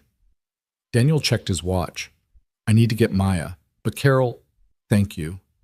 For checking on me this morning, for being someone who saw me as a person before you knew anything about my past. That mattered more than you know. That's because I'm brilliant, Carol said with a wink. Now go get your daughter. And Daniel, whatever happens next, you've got people in your corner. Don't forget that. The drive to Mountain View Elementary was familiar and comforting, the route so ingrained that Daniel could have driven it in his sleep. He parked in his usual spot and waited with the cluster of other parents, most absorbed in their phones. A few looked up at him with recognition, and he realized the video had spread far enough that even random parents at his daughter's school had probably seen it. Excuse me, a woman approached tentatively. Are you the helicopter guy? I'm Maya Reed's father, Daniel said carefully. Right, of course. I just wanted to say, my dad was in the Air Force too. What you did today, standing up for yourself with dignity, it meant a lot to see that. Thank you. Before Daniel could respond, the school bell rang and children flooded out.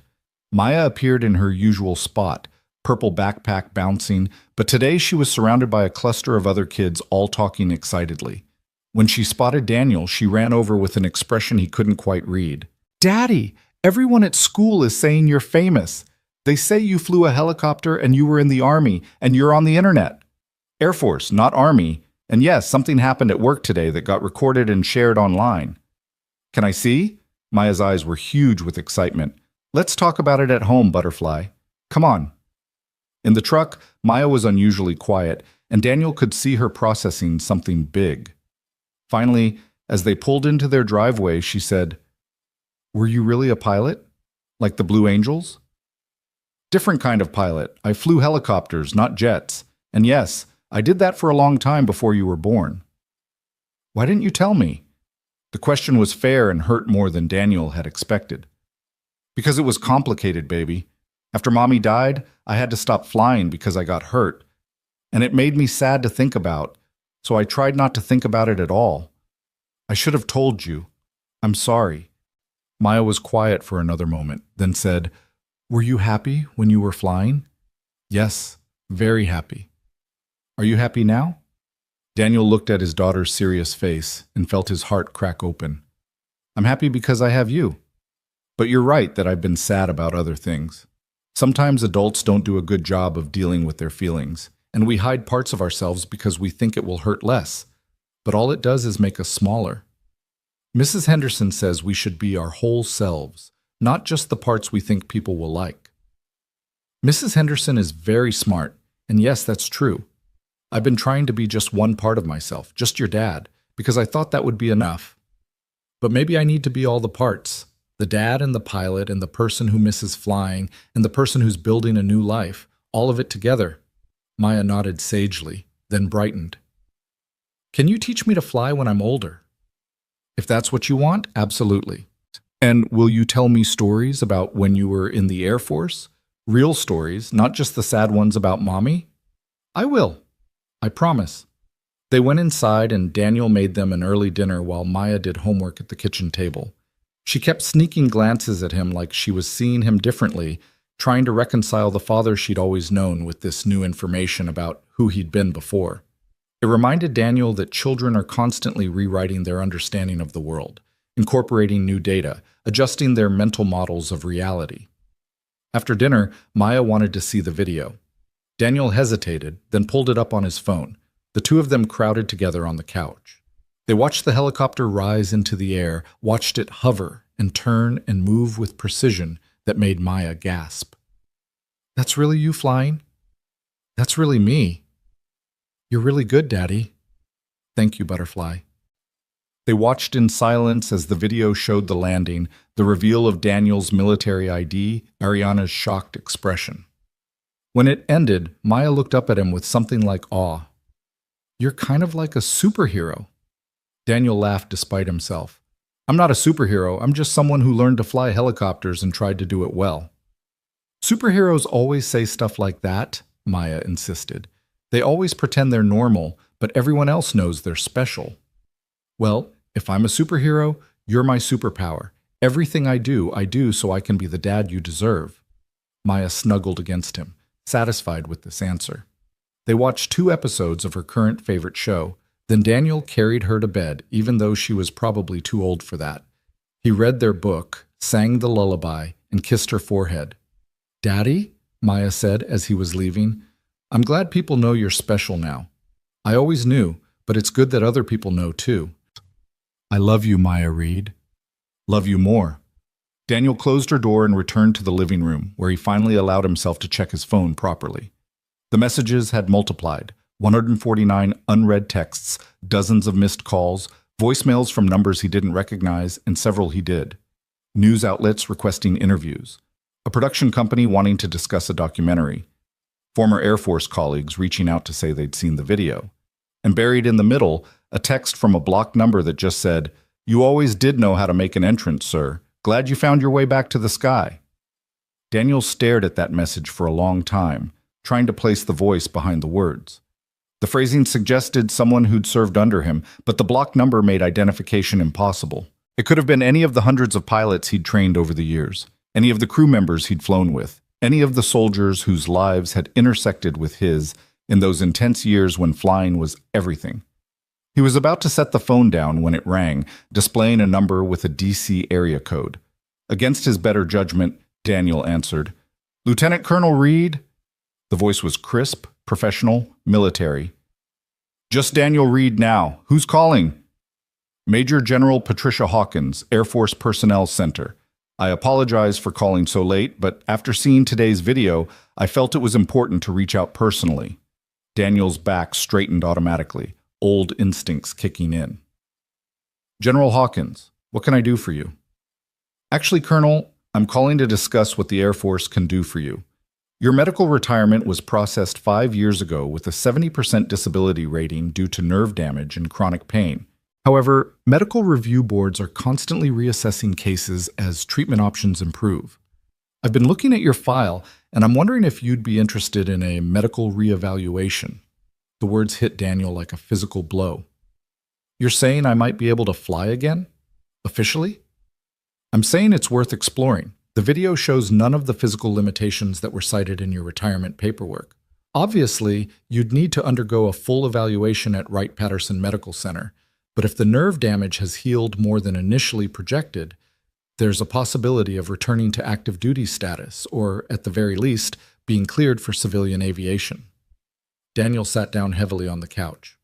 "Why would you do this? Why reach out now?" "Honestly, because the Air Force needs experienced rotary wing instructors, and you were one of the best we ever had. But also because watching that video reminded me why I joined the military in the first place. To work with people who have integrity, skill, and the courage to do what's right even when it's hard. You demonstrated all three today, Colonel Reed." "I have a daughter, General, a 7-year-old who needs me present, not deployed halfway around the world." "I understand. And if you were to return to active duty, we could discuss assignment options that prioritize stability, instruction positions at Fort Rucker, test pilot school, administrative roles. The Air Force has learned that retaining experienced personnel sometimes means being flexible about how we utilize them." Daniel's mind was racing. The possibility of flying again, officially, with the full resources and respect of the Air Force behind him, it was everything he'd thought he'd lost forever. But it was also dangerous, a door back to a life that had nearly consumed him. "I need time to think," he said finally. "Of course. Take all the time you need. I'll have my office send you formal information about the medical review process. No pressure, no obligation. But Colonel Reed, you should know that a lot of people saw what you did today and were reminded of why they fell in love with aviation in the first place. That matters. You matter. Don't forget that." After the call ended, Daniel sat in the quiet house, listening to the hum of the refrigerator and the distant sound of traffic. In the span of 24 hours, his carefully constructed life had been completely upended. The invisible janitor had become a viral sensation. The grounded pilot had been offered a path back to the sky. The man who'd chosen stability over ambition was now facing choices that could change everything. His phone buzzed again. This time it was Marcus Webb. "Media is camped outside the facility. Ariana has security preventing anyone from approaching employees, but you should be prepared for them to track you down. Stay safe and call if you need anything." Another message from James Hendricks. "Colonel, I owe you an apology. When you were just the janitor, I laughed along with everyone else. That was wrong. I'd be honored to work with you on fixing the Valkyrie. Thank you for standing up for safety and for reminding me what real leadership looks like." And finally, a message from Ariana herself. "I've been thinking about what you said regarding dignity and respect. Tomorrow morning, I'm calling an all-hands meeting to announce changes to compensation and company culture. I'd like you there if possible, not to speak, just to stand with me. Let me know. And Daniel, thank you for believing people can change." Daniel set his phone face down on the coffee table and walked to the window. Outside, boulders spread out in the darkness, lights twinkling like earthbound stars. Somewhere in that city were reporters hunting for his address, Former colleagues reading about his story, strangers forming opinions about a man they'd never met based on 90 seconds of viral video. He thought about Sarah, about what she would say if she could see him now. She'd probably laugh at the absurdity of it all. Her husband, who'd once briefed senators and flown with presidents now famous for being a janitor who could fly. But she'd also understand the fear underneath, the terror of reaching for something precious and losing it again. "What do I do, Sarah?" he whispered to the empty room. "How do I know which choice is right?" The answer came not in words, but in a memory. Sarah in the hospital during her final weeks, so weak she could barely lift her head, looking at him with those eyes that saw everything. "Promise me you'll live," she'd said. "Not just exist, not just survive. Actually live. Be brave enough to want things, to try things, to fail and try again. Show Maya what it looks like to be fully human." He'd promised, though at the time he'd had no idea how to keep that promise. In the years since, he'd interpreted it as meaning be present, be stable, be the steady anchor Maya needed. But maybe that wasn't enough. Maybe living meant being willing to fly again, to risk pain and loss and disappointment because the alternative was a half-life spent watching from the ground. Daniel pulled out his phone and typed 3 messages. To General Hawkins, "Thank you for the call. I'm interested in learning more about the medical review process. Please send the information." To Ariana, "I'll be at the morning meeting. See you then." To Marcus, "Can you get me the full engineering reports on the Valkyrie's control systems? I want to understand every documented issue before we start planning fixes." The responses came quickly.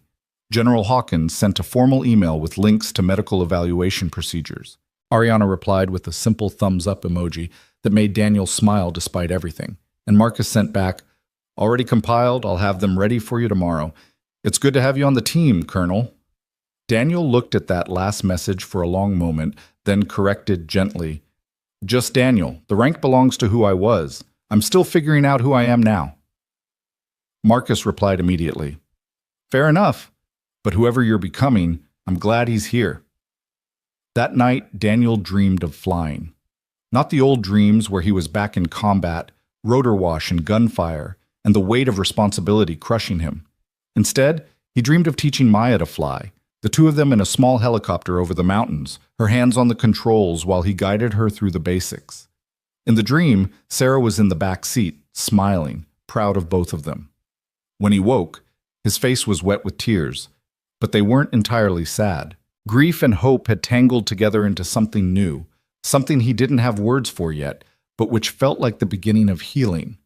The morning arrived with an unusual chill, frost thick on the windows and the mountains sharp against a crystalline sky. Daniel made Maya breakfast, packed her lunch, and drove her to school while she chattered about a project on the solar system. At drop-off, several other parents watched him with recognition, but no one approached. Maybe they sensed he needed space, or maybe they just didn't know what to say to someone who'd gone from ordinary to extraordinary overnight. "Be good," Daniel told Maya as she climbed out of the truck. "Remember you've got science club after school, so I'll pick you up at 4 instead of 3. "Okay, Daddy, are you going to fly more helicopters today?" "Maybe. Probably just talking about helicopters, though." "That's good, too. Talking is important." She shouldered her backpack and started to walk away, then turned back. "Daddy, I'm proud of you." The words hit him square in the chest. "I'm proud of you too, Butterfly, every single day." He watched her disappear into the school building, then drove to Horizon Aerotech with his heart full of a feeling he couldn't quite name. When he pulled into the parking lot, he saw exactly what Marcus had warned him about.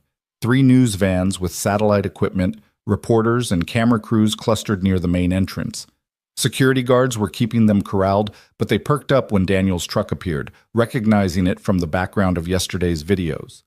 A woman in a red suit with a microphone started jogging toward him, her cameraman following.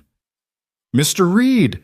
Daniel, can we ask you a few questions about—" Daniel rolled up his window and drove past them to the employee entrance on the far side of the building where additional security had been posted. A guard he didn't recognize checked his ID, then waved him through with a respectful nod. Inside, the hallways were buzzing with energy, employees clustered in groups speaking in hushed, excited tones. The all-hands meeting wasn't scheduled for another hour, but clearly word had spread that something significant was happening. Daniel made his way to the facilities office, where Carol greeted him with a huge smile and a pastry from the fancy bakery across town. "Congratulations on your new position, though I'm a little sad I'm losing my best janitor." "You're not losing me entirely. Part-time consulting means I'll still be around, just wearing different hats." "Different uniform, too, I assume. Can't exactly meet with military procurement officers in a Navy jumpsuit." Daniel looked down at his standard facilities uniform and realized she was right. He'd need actual professional clothes. Button-down shirts, slacks, maybe even a blazer. The wardrobe of someone who sat in meetings instead of cleaned them up afterward. "I haven't thought that far ahead," he admitted. "Well, think fast. Ariana wants you on stage with her at the All Hands in 45 minutes, and you can't go looking like—" Carol gestured vaguely at his outfit. "Like this. No offense." "None taken. But Carol, I don't have anything else to wear. This is it." She studied him with the assessing eye of someone who'd raised 3 sons. "What size shirt? Large?" "Usually, yeah." "Wait here." She disappeared into her office and emerged 5 minutes later with a clean white button-down shirt still in dry cleaning plastic and a pair of dark slacks. "My sons. He left them here 6 months ago after a job interview and never came back for them. They should fit close enough." Daniel accepted the clothes gratefully and changed in the facility's bathroom, studying his reflection in the mirror afterward. The white shirt was slightly tight across the shoulders, but otherwise fit well. The slacks were maybe an inch too long, but looked professional enough. Combined with his worn leather jacket and the only pair of decent shoes he owned, he looked like someone between worlds. Not quite military, not quite civilian, not quite janitor, not quite consultant. He looked like someone in transition, which was probably accurate. The main auditorium at Horizon Aerotech could hold 500 people, and it was nearly full when Daniel arrived. Every employee from the facility had been called in. Engineers, technicians, administrative staff, security, facilities workers, cafeteria employees, even the landscaping crew. Ariana had clearly meant it when she said all hands. Marcus found him near the back.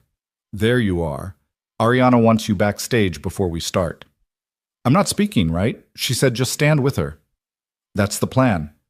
"But Daniel, be prepared. This is going to be emotional." Ariana spent all night working on this speech, and I've never seen her so vulnerable. They made their way backstage where Ariana was pacing, reviewing notes on her tablet. She looked up when they entered, and Daniel was struck by how different she appeared from yesterday.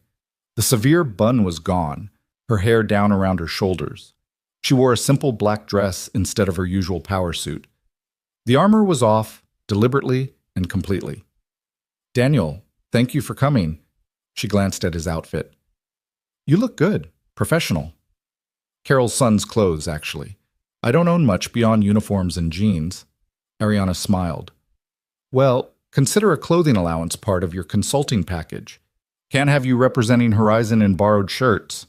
A stage manager gave them a 5-minute warning. Ariana took a deep breath, steadying herself. "I've never been this nervous before a speech. I've presented to Pentagon officials, done keynotes at international conferences, pitched to venture capitalists. But this, talking to my own employees about how badly I failed them, this terrifies me." "Then you're doing it right," Daniel said quietly. "The things worth saying are always a little terrifying." The auditorium lights dimmed, music played. The stage manager counted down, then pointed at Ariana. She walked out into the spotlight, and Daniel followed at a respectful distance, standing slightly behind and to her left. The crowd hushed immediately. 500 faces turned toward the stage with expressions ranging from curious to hopeful to skeptical. Ariana approached the microphone, and when she spoke, her voice was clear but softer than usual. "Thank you all for coming on short notice. I know you're busy, and I appreciate you taking time from your crucial work to be here." She paused, gathering herself. 2 days ago, I made a joke at an employee's expense. I humiliated someone publicly, using my position of power to get laughs at the cost of someone's dignity. Many of you were there. Most of you have seen the video, and I want to start this meeting by saying something I should have said immediately. I was wrong. What I did was cruel, unprofessional, and beneath the standards my father set when he founded this company. The auditorium was absolutely silent. Daniel could feel the collective tension, everyone holding their breath. But the truth is, that moment wasn't an aberration. It was a symptom of something deeper, a culture I've created where fear drives performance, where honesty is punished, where people are valued based on their title rather than their humanity. Ariana's voice cracked slightly. Yesterday, the man I humiliated showed me what real leadership looks like. He stood up for safety when it would have been easier to stay silent. He demonstrated competence without ego. He negotiated terms that benefit others rather than himself. And in doing so, he held up a mirror that showed me exactly how far I've strayed from my father's vision. She gestured to Daniel. Many of you know by now that Daniel Reed isn't just a janitor. He's a decorated combat pilot, a military instructor, and someone with skills that most of us can only dream of possessing. But here's what matters more. When he had those credentials, when he had the power and prestige, he used them to serve others. And when he lost them, when life forced him into a role society considers lesser, he brought the same dignity and excellence to cleaning floors that he once brought to flying helicopters. That's character. That's integrity. And it's something I've been lacking. Ariana pulled out a folder and opened it. Effective immediately, Horizon Aerotech is implementing the following changes. First, we're conducting a comprehensive review of all wages and benefits for support staff. No one who works full-time for this company should struggle to pay rent or afford health care. Second, we're establishing an anonymous feedback system where employees at any level can report concerns about safety, ethics, or management practices without fear of retaliation. Third, we're delaying the DoD demonstration by 60 days to ensure the Valkyrie X7 meets not just our performance goals, but our safety standards. Murmurs rippled through the crowd. Daniel saw engineers exchanging surprised looks, saw James Hendricks in the third row, sitting up straighter. I've also asked Daniel to join Horizon as a part-time consultant focusing on test program design and safety protocols. He'll be working closely with James Hendricks, who I owe a public apology to for firing him unjustly, to make sure we're building not just impressive aircraft, but safe ones flown by respected, supported pilots. Ariana set down her notes and gripped the podium. My father used to say that a company's values are revealed not in its mission statement, but in how it treats people when no one is watching. For too long, I've treated people as resources to be optimized rather than as individuals deserving of respect. That changes today. Not because it's good PR, not because a video went viral, but because it's right.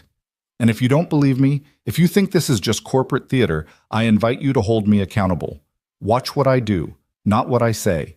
And if I slip back into old patterns, call me out, loudly, publicly, because the only way we become better is by refusing to tolerate being worse. She stepped back from the podium, and for a moment nothing happened. Then someone in the middle of the auditorium started clapping. Others joined in. Within seconds, the entire room was on its feet, applause thundering through the space. Daniel saw people crying, Carol in the back row, Marcus in the front, even some of the hardened engineers who probably hadn't shown emotion at work in years. Ariana's eyes found Daniel's, and he saw gratitude and terror mixed together in her expression. She just made herself vulnerable in front of her entire company, had admitted failure and promised change. Now came the hard part, actually following through. The meeting transitioned into a Q&A session where employees could ask questions or voice concerns. Daniel was struck by the thoughtfulness of the questions and by Ariana's willingness to sit with uncomfortable truths. When a cafeteria worker asked why it took a viral video for the CEO to notice wage inequality, Ariana didn't deflect or make excuses. She simply said, "Because I was willfully blind to problems that didn't directly affect me. I'm sorry, and I'm listening now." After the meeting ended, Daniel was surrounded by people wanting to shake his hand, thank him, share their own stories of being overlooked or underestimated. A young engineer told him about her father, a mechanic who'd taught her everything about aviation despite never flying himself. A security guard shared his experience as an Army helicopter crew chief. A woman from HR quietly admitted she'd been preparing to leave Horizon because of the toxic culture but was now reconsidering. Through it all, Daniel remained gracious but reserved, aware that this attention was still new and potentially dangerous. He wasn't anyone's savior, didn't want to be anyone's symbol. He was just a man trying to figure out how to move forward without losing the pieces of himself he'd worked so hard to preserve. Finally, Marcus rescued him. guiding him toward the engineering wing where a conference room had been set up with computers, whiteboards, and stacks of technical documentation about the Valkyrie X7. "Welcome to your new office," Marcus said with a smile. "Well, shared office. James will be working here too when he's not flying, and I'll probably camp out here more often than my own space. Hope you don't mind collaboration." "Collaboration is how good work gets done," Daniel said, settling into one of the chairs and pulling the nearest stack of reports toward him. "Now let's figure out how to fix this helicopter." For the next 6 hours, Daniel immersed himself in the technical details of the Valkyrie's control systems, hydraulic integration, and fly-by-wire architecture.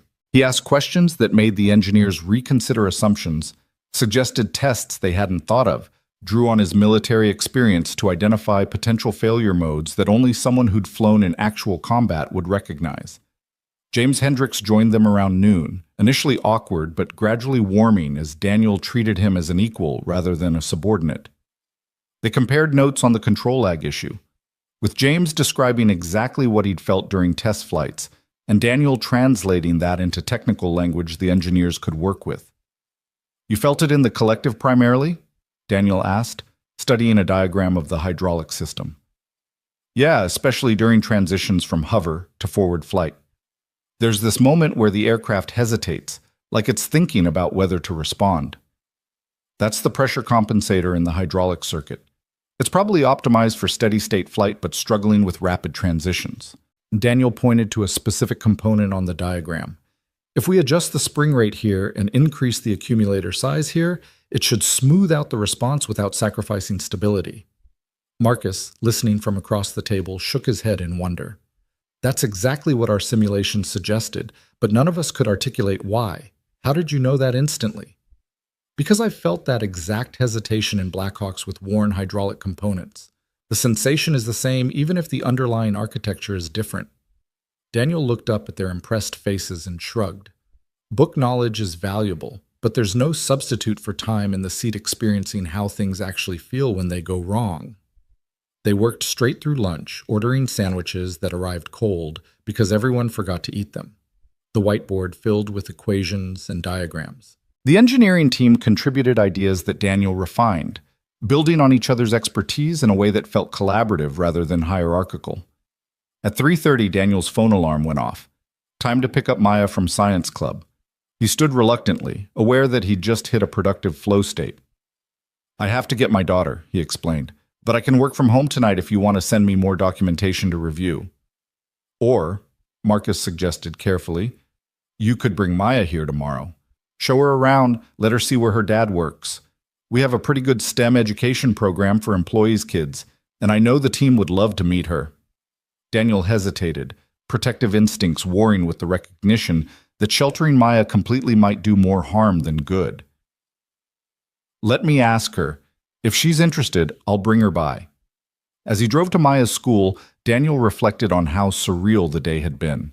24 hours ago, he'd been a janitor worried about losing his job. Now he was consulting on aircraft design, fielding calls from generals, and navigating a level of public attention he'd never wanted. The whiplash was disorienting, but underneath the chaos, something felt right. Using his skills again, contributing to something larger than himself, being seen as whole person rather than just a role. It fed a part of him he hadn't realized was starving. Maya burst out of science club full of excitement about a project involving circuits and LED lights. On the drive home, Daniel asked, "How would you feel about coming to my work tomorrow? Meeting some of the people I'm working with, seeing the helicopters?" Her eyes went huge. "Really? I can see the helicopters." "If you want to." Yes. Can I bring my camera? Can I take pictures? Will you let me sit in one?" Daniel laughed at her enthusiasm. "We'll see what's possible. But Butterfly, you need to understand, my work is going to be different now. I won't be home at 3 o'clock every day like I used to be. Sometimes I might need to work late or travel for a few days. We'll have to figure out care arrangements, maybe hire someone to help when I can't be there." Maya's excitement dimmed slightly. "Because you're flying again?" "Because I'm helping to build better helicopters, which means my schedule will be less predictable. But Maya, I promise, you come first, always. If you need me, I'm there. If something is important to you, I'm there. The work is important, but you're more important. Okay? She nodded, satisfied with this answer in the way only children can be satisfied, their trust absolute until given reason to doubt. Okay, Daddy, but I still get to come tomorrow, right? Absolutely. That evening, after dinner and homework, and before bed routines, Daniel sat at his kitchen table with his laptop reviewing more technical documents Marcus had sent. But his mind kept drifting to bigger questions. The Air Force medical review, the consulting position, the sudden visibility, Maya's needs, his own fears and hopes tangling together into a knot he couldn't quite unravel. His phone buzzed, a text from Ariana. Thank you for today, for standing with me, for not letting me be alone in that moment. It meant more than you know. Daniel replied, You did the hard part. I just showed up. Sometimes showing up is everything. Sleep well, Daniel. Tomorrow we start actually fixing things. He looked at those words. Tomorrow we start actually fixing things, and felt something settle in his chest. Not peace exactly, but purpose. For 5 years he'd been in survival mode, protecting what remained, careful not to want too much or reach too far. But maybe survival wasn't enough anymore. Maybe it was time to actually live again, with all the risk and possibility that implied. Outside his window, the November night was clear and cold. Stars scattered across the sky like scattered hopes. Daniel thought of Sarah, of the promise he'd made to her, of Maya sleeping peacefully down the hall, of the Valkyrie X7 waiting in its hangar, of the sky that had always been his first love and greatest loss. Okay, he whispered to all of it, the past, the future, the uncertainty between them. Let's see where this goes. And for the first time in 5 years, he felt ready for whatever answer came back. The morning Maya came to Horizon Aerotech marked the beginning of something Daniel couldn't have predicted. She dressed herself in her favorite purple shirt and the jeans with stars on the pockets, carrying her small digital camera like a treasure. During the drive, she peppered him with questions about helicopters until Daniel's throat was dry from answering, but he loved every second of it. This bright curiosity, this fearless interest in his world. The media presence had thinned at the facility's entrance, though a few die-hard reporters still lingered hoping for another viral moment. Security waved Daniel through without incident, but Maya pressed her face against the window, watching everything with wide eyes. Is this where you work now, Daddy? Part of the time, yeah. The rest I'll work from home so I can still be around when you need me. But this is where the helicopters are? This is where the helicopters are. Marcus met them in the lobby, and Daniel watched his daughter transform from shy to confident when the old engineer knelt down to her level and said, You must be Maya. Your dad's told us you're pretty much a genius. Is that true? Maya giggled. I'm good at science, and I can do fractions now, which is really hard. Fractions are the worst, Marcus agreed solemnly. I have 3 engineering degrees, and I still don't like them. Come on, let's go see some cool stuff before your dad has to be boring and look at technical documents. They walked through corridors that hummed with morning energy, and Daniel noticed how people's reactions had shifted. Yesterday, they'd looked at him with shock and curiosity. Today, there was respect, warmth, even a few people who stopped to thank him quietly for what he'd said about dignity and visibility. It was simultaneously gratifying and uncomfortable, this new social territory he hadn't quite learned to navigate. The main hangar was bustling with activity when they arrived. The Valkyrie X7 had been moved to a maintenance bay where technicians were already implementing the hydraulic system modifications Daniel had suggested yesterday. James Hendricks stood nearby consulting with the engineering team, but when he saw Maya, his expression softened completely. Well, hello there, James said, walking over. You must be the famous Maya I've heard about. Maya looked up at her father for permission, and when Daniel nodded, she said politely, I'm not famous. My dad is famous now because he flew your helicopter. That's true. And he flew it better than I ever did, which is pretty humbling for a guy who thought he was hot stuff. James winked at her. Want to see inside the cockpit? Her entire face lit up. Really? I can? If your dad says it's okay, absolutely. Daniel found himself relaxing in ways he hadn't expected. These people weren't just tolerating Maya's presence. They were genuinely welcoming her, treating her with the same respect they'd give anyone. It reminded him of the best parts of military culture, where family was understood to be part of the mission, because you couldn't ask people to be their best selves if they were worried about neglecting the people they loved. James lifted Maya up so she could see into the Valkyrie's cockpit, explaining what each instrument did in terms simple enough for a 7-year-old but respectful enough that she didn't feel patronized. She asked questions that made the surrounding engineers smile. Why do helicopters have 2 sticks when planes only have 1? What happens if the engine stops working? Can girls be pilots too? Girls can be anything, James assured her. In fact, some of the best pilots I know are women. And your dad? He taught a lot of them. He's kind of a legend in the military aviation community. Maya looked back at Daniel with an expression he couldn't quite read. Pride mixed with something else. Maybe the ongoing recalibration of understanding who her father was beyond just the man who made her breakfast and helped with homework. Daddy never told me he was a legend, she said. That's because legends usually don't talk about themselves, James replied. They just do the work and let other people figure out the rest. Ariana appeared from the direction of the executive offices, moving with less of her usual brisk confidence and more of a tentative energy, like someone still learning new patterns. She dressed more casually today, slacks and a simple blouse instead of power suits, and when she saw Maya, she stopped and smiled. You must be Maya. I'm Ariana. I work with your dad. You're the lady from the video, Maya said with characteristic directness. The one who said you'd marry my dad if he flew the helicopter.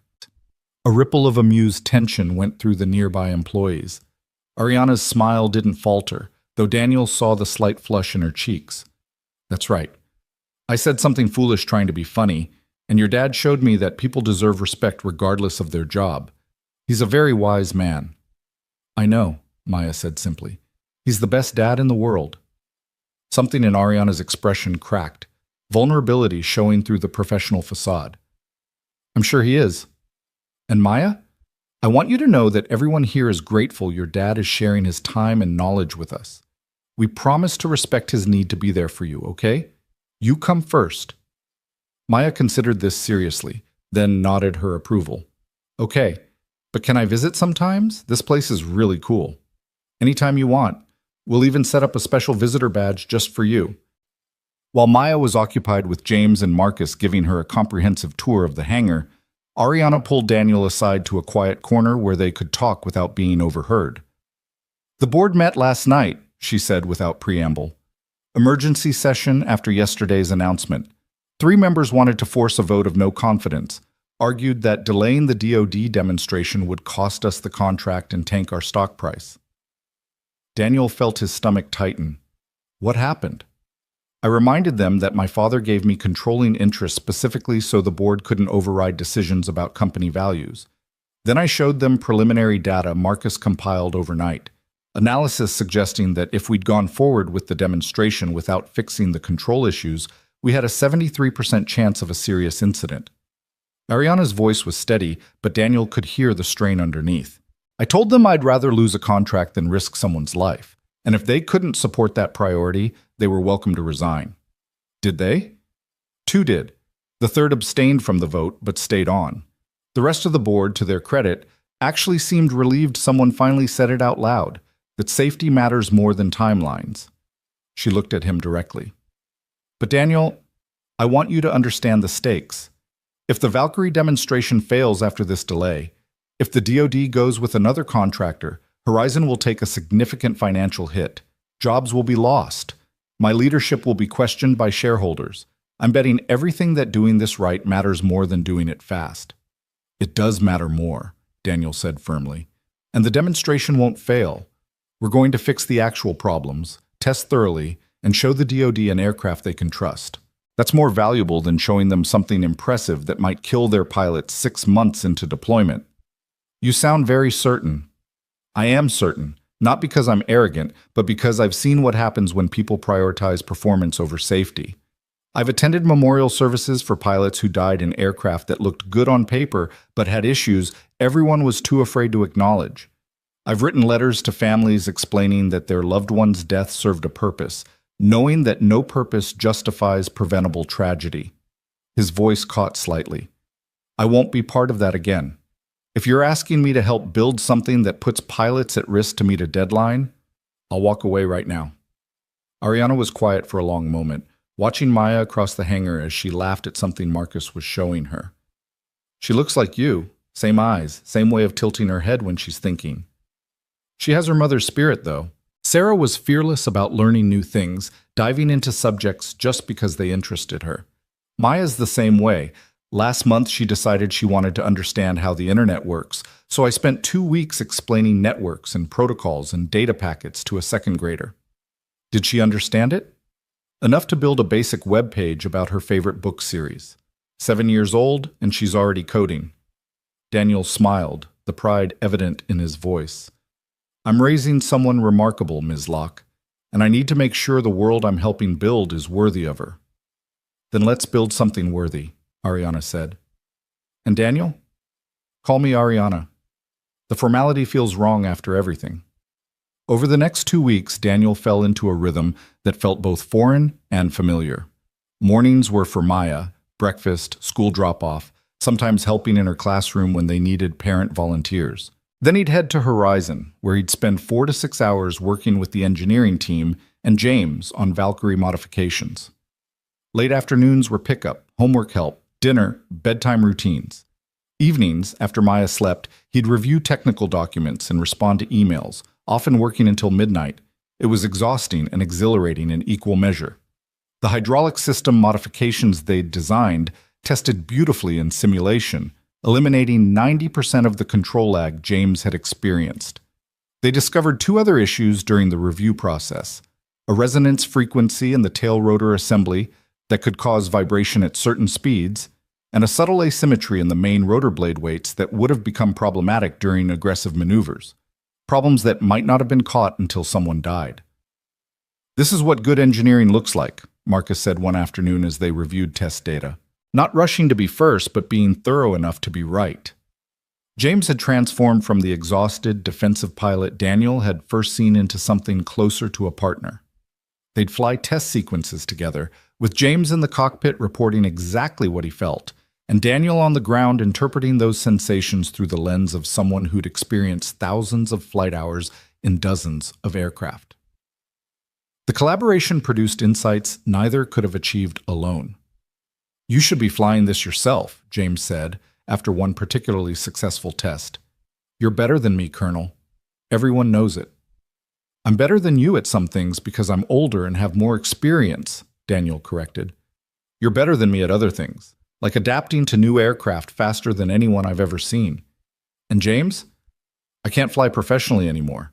The medical retirement is real, even if one flight made it look otherwise. My back injury causes chronic pain that would be dangerous at altitude, and sometimes my left leg just stops responding to signals from my brain. I can compensate for short demonstrations, but sustained flight operations? I'd be a liability. But you could get reevaluated. I heard you talking to someone about that.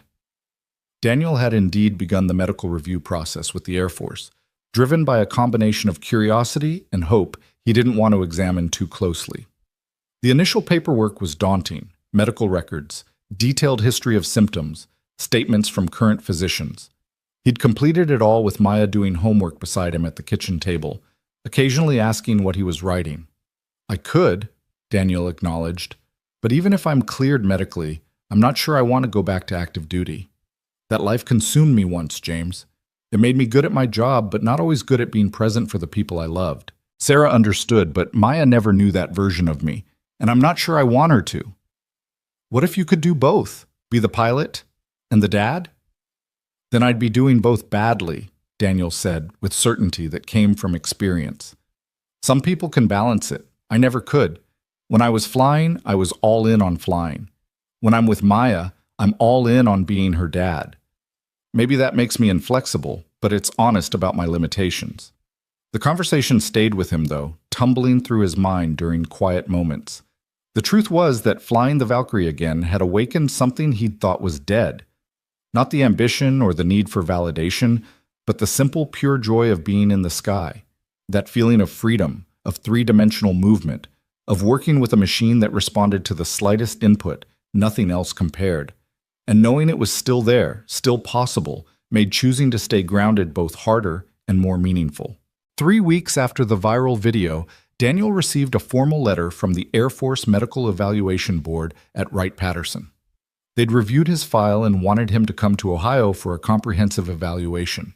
3 days of testing, including physical exams, neurological assessments, flight simulator trials, and psychological evaluations. It would mean leaving Maya, arranging care, stepping back into the military world he'd left behind. He was sitting at his kitchen table staring at the letter when Maya came in for breakfast, still wearing her Constellation pajamas. "What's that?" she asked, pouring cereal with the careful concentration of someone who'd only recently been trusted with the milk jug. "A letter from the Air Force. They want me to come take some tests to see if I could fly again officially." Maya stopped mid-pour. "Would you go back to the Army?" "Air Force butterfly." "And I don't know. That's what the tests would help figure out." "Would you have to leave me?" The fear in her voice was a knife to his heart. "No, baby, never. Even if I could fly again, even if they offered me a job, I would only take it if it meant staying near you. I promise." She finished pouring her cereal and sat down across from him. "Mrs. Henderson says sometimes grown-ups have to do hard things for work. She says that's okay as long as they come back." Mrs. Henderson is right. "But Maya, I want you to understand something." Daniel set down the letter and gave her his full attention. "Nothing, and I mean nothing, is more important to me than being your dad. Not flying, not jobs, not anything. If going to Ohio for these tests would upset you or make you feel abandoned, I won't go. Your feelings matter more than anything else." Maya thought about this while eating several spoonfuls of cereal. Finally, she said, "I think you should go, because you miss flying, and maybe they can help you fly again without your back hurting. And Daddy, I'm not a baby. I can stay with someone for a few days." The maturity in her words reminded Daniel painfully of Sarah, who'd always been able to see past immediate discomfort to larger truths. "When did you get so wise?" "I've always been wise. You just notice it more now." She grinned at him, milk on her upper lip. "But you have to promise to call me every night and tell me about the tests." "I promise." That afternoon, Daniel called Wright-Patterson and scheduled the evaluation for 3 weeks out. Then he called Carol, who immediately volunteered to take Maya for the duration, waving away his concerns about imposing. "Daniel, I raised 3 boys while working full-time. One well-behaved 7-year-old girl is basically a vacation. Besides, my youngest is only 2 years older than Maya. They can have a sleepover and I'll make sure she gets to school on time and eats vegetables. It's handled. I'll pay you." "You absolutely will not. This is what community does." "You do the same for me." The assumption that he was part of a community, that people would show up for him the way he'd show up for them, was still novel enough to make Daniel's throat tight. For so long it had been just him and Maya against the world, a closed system of 2 people taking care of each other. Letting others in felt vulnerable and necessary all at once. At Horizon, the Valkyrie modifications were complete and ready for comprehensive flight testing. James had already run low-speed trials and reported that the control lag was essentially eliminated. The helicopter responded crisply now, the hesitation gone. But the real test would be pushing it to full operational specifications, the kind of aggressive maneuvers that the DoD demonstration would require. "I want you in the observer seat," James said as they prepped for the high-speed test. "If something goes wrong, you'll know what it is before I do." The observer seat is for engineers, not grounded pilots. "You're both. Come on, Colonel. I trust you more than anyone else here to keep me alive if this goes sideways." Daniel looked at the Valkyrie, gleaming in the afternoon sun, and felt the pull so strongly it was almost physical. He thought about his back, about the nerve damage that could flare without warning. He thought about Maya, who needed him whole. He thought about Sarah, who'd always encouraged him to be brave, even when being brave meant acknowledging limitations. "All right," he said finally, "but we follow a conservative test profile. No heroics, no pushing limits we haven't analyzed. We're proving the modifications work, not trying to set records." Agreed. They suited up in flight gear and conducted a thorough pre-flight inspection. Marcus and the engineering team had set up telemetry equipment that would capture every data point during the flight, monitoring stress loads, vibration, control surface movement, engine parameters. This wasn't just a test flight. It was a comprehensive examination of everything they'd changed. The cockpit felt like home and foreign territory simultaneously. Daniel strapped into the observer seat behind James, familiar with the layout, but aware this wasn't his aircraft to command. The instruments hummed to life as James ran through startup procedures. Each switch, flip, engage, check a small ceremony of preparation. Tower, this is Valkyrie X7 ready for departure. James's voice came through the intercom, professional and calm. Valkyrie X7, you're cleared for the test envelope. Good hunting. The helicopter lifted smoothly, James's touch confident as they transitioned from hover to forward flight. Daniel watched the instruments carefully, noting that the collective response was immediate now, none of the hesitation that had plagued earlier flights. They climbed to 5,000 feet and began the test sequence. Forward flight at increasing speeds, turns at various bank angles, climbs and descents at different rates. How's it feel? Daniel asked through the intercom. Like a completely different machine. Responsive, predictable, no weird lag or vibration. It's honestly beautiful. They pushed into higher speed regimes, the Valkyrie accelerating smoothly past 80 knots, 90, 100. The airframe remained stable, the controls crisp. Daniel monitored his own body carefully, feeling for the warning signs that his back was about to betray him, the tingling in his leg, the sharp spike of pain in his lower spine. So far, nothing beyond the normal discomfort of sustained sitting. Initiating aggressive turn, James announced, banking the helicopter hard left. The G-forces pushed Daniel into his seat as they carved through the sky, but the Valkyrie tracked perfectly, no wobble or oscillation. Holy hell, this thing handles like a dream now. They ran through the full test matrix, auto-rotation practice, maximum power climbs, simulated engine failures, every scenario the DoD would want to see.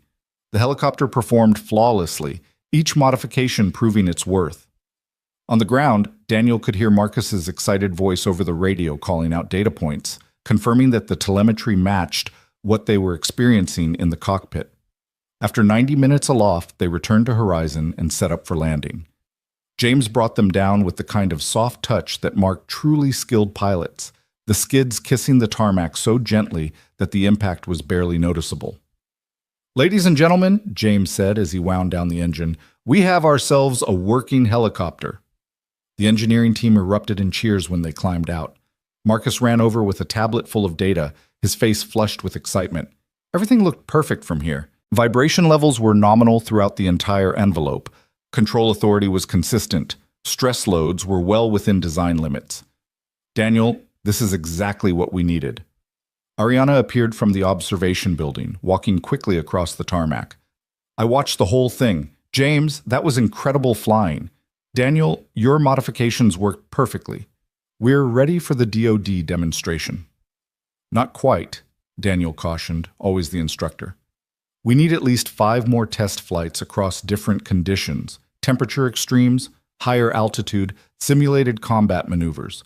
One good flight proves we fixed the obvious problems. Multiple flights prove we built something reliable. So we do more flights. How long? 2 weeks of intensive testing if we're lucky, 3 if we find any new issues that need addressing. Ariana nodded, accepting his expertise without argument. Then that's what we'll do. I'll notify the DoD that we're on track for the demonstration date. Marcus, coordinate with James on the test schedule. Daniel, can I speak with you privately? They walked to a quiet corner of the hangar, away from the celebration. Ariana seemed nervous, which was unusual enough to put Daniel on alert. What's wrong? He asked. Nothing's wrong. Actually, everything's right, which is the problem. She laughed at his confused expression. Sorry, that didn't make sense. What I mean is, you've transformed this company in 3 weeks, Daniel. Not just the engineering work, though that's been incredible, but the culture, the way people talk to each other, the willingness to admit problems instead of hiding them. You did that just by being yourself. I didn't do anything special. I just treated people with respect. Which was exactly what we needed. And now I'm terrified of losing you. Ariana looked out at the Valkyrie, her company's future sitting on the tarmac. You're going to Ohio for the medical evaluation. If the Air Force clears you, if they offer you a position back on active duty, what are you going to choose? Daniel had been asking himself the same question for weeks. I honestly don't know. Part of me wants to fly again so badly, it's like a physical hunger. But part of me knows that the life I have now, being present for Maya, having stability, that's valuable too. Maybe more valuable. What if you didn't have to choose? Ariana said carefully. What if Horizon could offer you something that let you fly and be the dad you want to be? I'm listening. The DoD contract, if we win it, includes a 10-year support and training agreement. The military will need experienced pilots to help integrate the Valkyrie into their operations, to train their crews, to troubleshoot issues in the field. That role requires someone with your exact background, combat experience, instructor credentials, and credibility with military culture. It's part-time, mostly stateside, and pays extremely well. Daniel felt hope and caution warring in his chest. You're offering me a job that doesn't exist yet, contingent on winning a contract we haven't demonstrated for. I'm offering you a reason to stay. With us, with Maya, with this community that's formed around you. Because Daniel, whether or not you realize it, people here don't just respect you. They care about you. Carol, Marcus, James, even me in my own awkward way. You're not alone anymore, and I don't want you to go back to feeling like you have to be. The words landed with unexpected weight.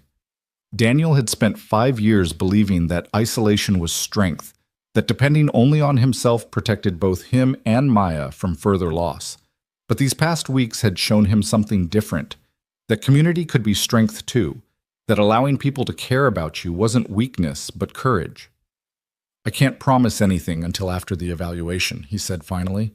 But Ariana, thank you for seeing me, for believing in me, for giving me a place where I can be useful. That matters more than you know. You don't have to thank me for recognizing the obvious. She smiled. Now go home to your daughter. Tell her about the test flight. Make her dinner. Be the dad she deserves. The helicopters will still be here tomorrow. That evening, Daniel picked Maya up from science club and took her to their favorite diner, the kind of place with cracked vinyl booths and menus that hadn't changed in 30 years. Over burgers and milkshakes, he told her about the test flight in terms she could understand, how the helicopter had responded better, how the modifications they'd made worked exactly as planned, how good it felt to be in the sky again, even just as an observer. Did your back hurt? Maya asked, ever practical about her father's limitations. A little, but manageable. The doctors in Ohio will help figure out what's possible and what isn't. And then you'll decide about flying again? Then I'll decide with you. Because Maya, any decision I make about my future is our decision. You get a vote too. She nodded seriously, as if understanding the weight of what he was offering. Can we get dessert? Daniel laughed, grateful for the reminder that she was still 7 years old despite her occasional wisdom. Absolutely. What do you want? Chocolate cake. The really big piece. They shared the cake, Maya getting more frosting on her face than in her mouth, and Daniel felt a peace settle over him that had nothing to do with helicopters or careers or viral videos. This, sitting in a worn booth with his daughter, listening to her chatter about her science project, wiping chocolate from her chin, this was the center of his life. Everything else orbited around it. The next 2 weeks passed in a blur of test flights and data analysis. James pushed the Valkyrie through every scenario they could imagine, and the helicopter performed beautifully. A few minor issues emerged, a trim adjustment needed for high-speed flight, some vibration in a specific RPM range that required balancing the rotors more precisely, but nothing that suggested fundamental flaws. They were building something remarkable, and everyone could feel it. The night before Daniel was scheduled to leave for Ohio, Ariana hosted a dinner at her home for the core team. Her house was stunning, modern architecture perched in the foothills with views of the mountains and the city spreading out below like scattered jewels. But she'd made it warm somehow, personal touches that spoke to the woman underneath the CEO persona. Photos of her father throughout the house. His presence still felt years after his death. Marcus, James, Daniel, and several senior engineers gathered around a table laden with food Ariana had admitted she'd ordered in because cooking wasn't her strength. The conversation flowed easily, technical talk mixing with personal stories, laughter erupting at shared jokes. Daniel watched these people who'd become something like friends and marveled at how quickly life could change. "A toast," Ariana said, standing with her wine glass raised. 3 weeks ago, I made a terrible joke at the expense of someone I'd underestimated. Today, that man has helped us build an aircraft I'm genuinely proud of, and more importantly, He's helped us become a company worthy of my father's vision. To Daniel, for showing us that expertise and humility aren't contradictions and that real leadership is measured in how you lift others up, not how you tear them down. To Daniel, everyone echoed, glasses clinking. Speech, someone called out. Daniel stood reluctantly, uncomfortable with attention, but recognizing the moment required words. I'm not good at speeches. The military taught me to brief missions, not inspire people. But I'll say this. 3 weeks ago, I was invisible. Not because of any conspiracy or cruelty, but because I'd chosen to be. After losing Sarah after leaving the Air Force, I decided the safest thing was to disappear into a simple life where expectations were low and disappointment was impossible. You all changed that. Not by forcing me into visibility, but by showing me that being seen can be a gift instead of a burden. So thank you. For the work, for the friendship, and for reminding me that hiding from life isn't the same as living it. The table erupted in applause. Marcus was crying again, unashamed of his emotions. James raised his glass in a private salute that carried the weight of pilot-to-pilot respect. And Ariana smiled with something that looked like hope. Later, as people were leaving, Ariana caught Daniel alone on the deck overlooking the city. Whatever happens in Ohio, whatever you decide about your future, I want you to know that you have a home here. Not just a job, but a place where people care about you and Maya. Don't forget that. I won't, Daniel promised. And Ariana, you've changed too. The person hosting this dinner, bringing people together, celebrating the team, that's not the same CEO who mocked a janitor 3 weeks ago. No, she agreed softly. She's not. And I'm grateful every day that you gave me the chance to become someone better. The next morning, Daniel kissed Maya goodbye at Carol's house, holding her tight and promising to call every night. She was brave about it, only crying a little, and Carol shooed him away with assurances that everything would be fine. The flight to Ohio was unremarkable, time spent reviewing medical documents and trying not to think too hard about what the evaluations might reveal. Wright-Patterson Air Force Base was enormous, a small city dedicated to military aviation research and development. When Daniel checked in at the medical center, he was greeted by a young airman who looked at his file and said with obvious respect, "Lieutenant Colonel Reed, it's an honor, sir. My instructor at Fort Rucker trained under you. He says you're a legend." "I'm just a guy who flew helicopters," Daniel said, but the words felt automatic now, a deflection he wasn't sure he believed anymore. The evaluations were grueling, physical examinations that tested his range of motion, his pain levels, his neurological responses. Hours in MRI machines mapping the exact nature of his spinal injury. Cognitive tests measuring reaction time and decision-making under stress. Flight simulator trials where they could monitor his physiological responses to the demands of piloting while simultaneously assessing his skills. On the second day, during a particularly challenging simulator scenario involving multiple system failures in a combat environment, Daniel's left leg went completely numb. He compensated automatically, using his right foot on both pedals and adjusting his technique, but the supervising physician noticed immediately. "Colonel, are you experiencing symptoms?" Left leg loss of sensation. It happens sometimes. They stopped the simulation and ran more tests. The senior neurologist, a colonel named Patterson with gray hair and kind eyes, explained what they were seeing. The shrapnel damaged nerve pathways in your lower spine. Some healing has occurred, more than we typically see, but the damage is permanent.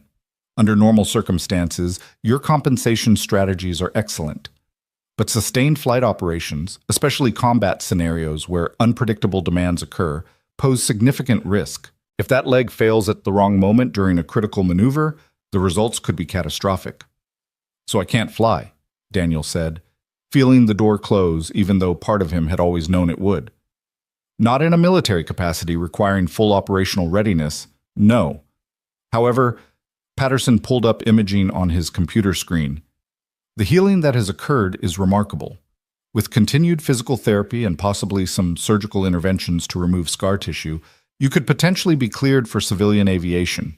Less demanding scenarios, predictable conditions, aircraft with modern safety systems that can compensate for momentary incapacitation. But not combat, not instruction, not the things I was actually good at." "No," Patterson said gently. "I'm sorry, Colonel. I know that's not the answer you wanted." The third day's evaluations felt like going through motions after that conversation. The psychological assessment revealed what Daniel already knew. He carried trauma from his combat experiences and grief from losing Sarah, but both were well managed. He wasn't a danger to himself or others. He was just a man learning to live with loss, which the therapist pointed out was the human condition. On the final evening in Ohio, Daniel sat in his hotel room and called Maya as promised. "How are the tests going, Daddy?" Her voice came through bright and clear, the sound of home. "They're done. I fly back tomorrow." "Did you pass?" "It's not really about passing or failing, Butterfly. It's about understanding what my body can do and what it can't.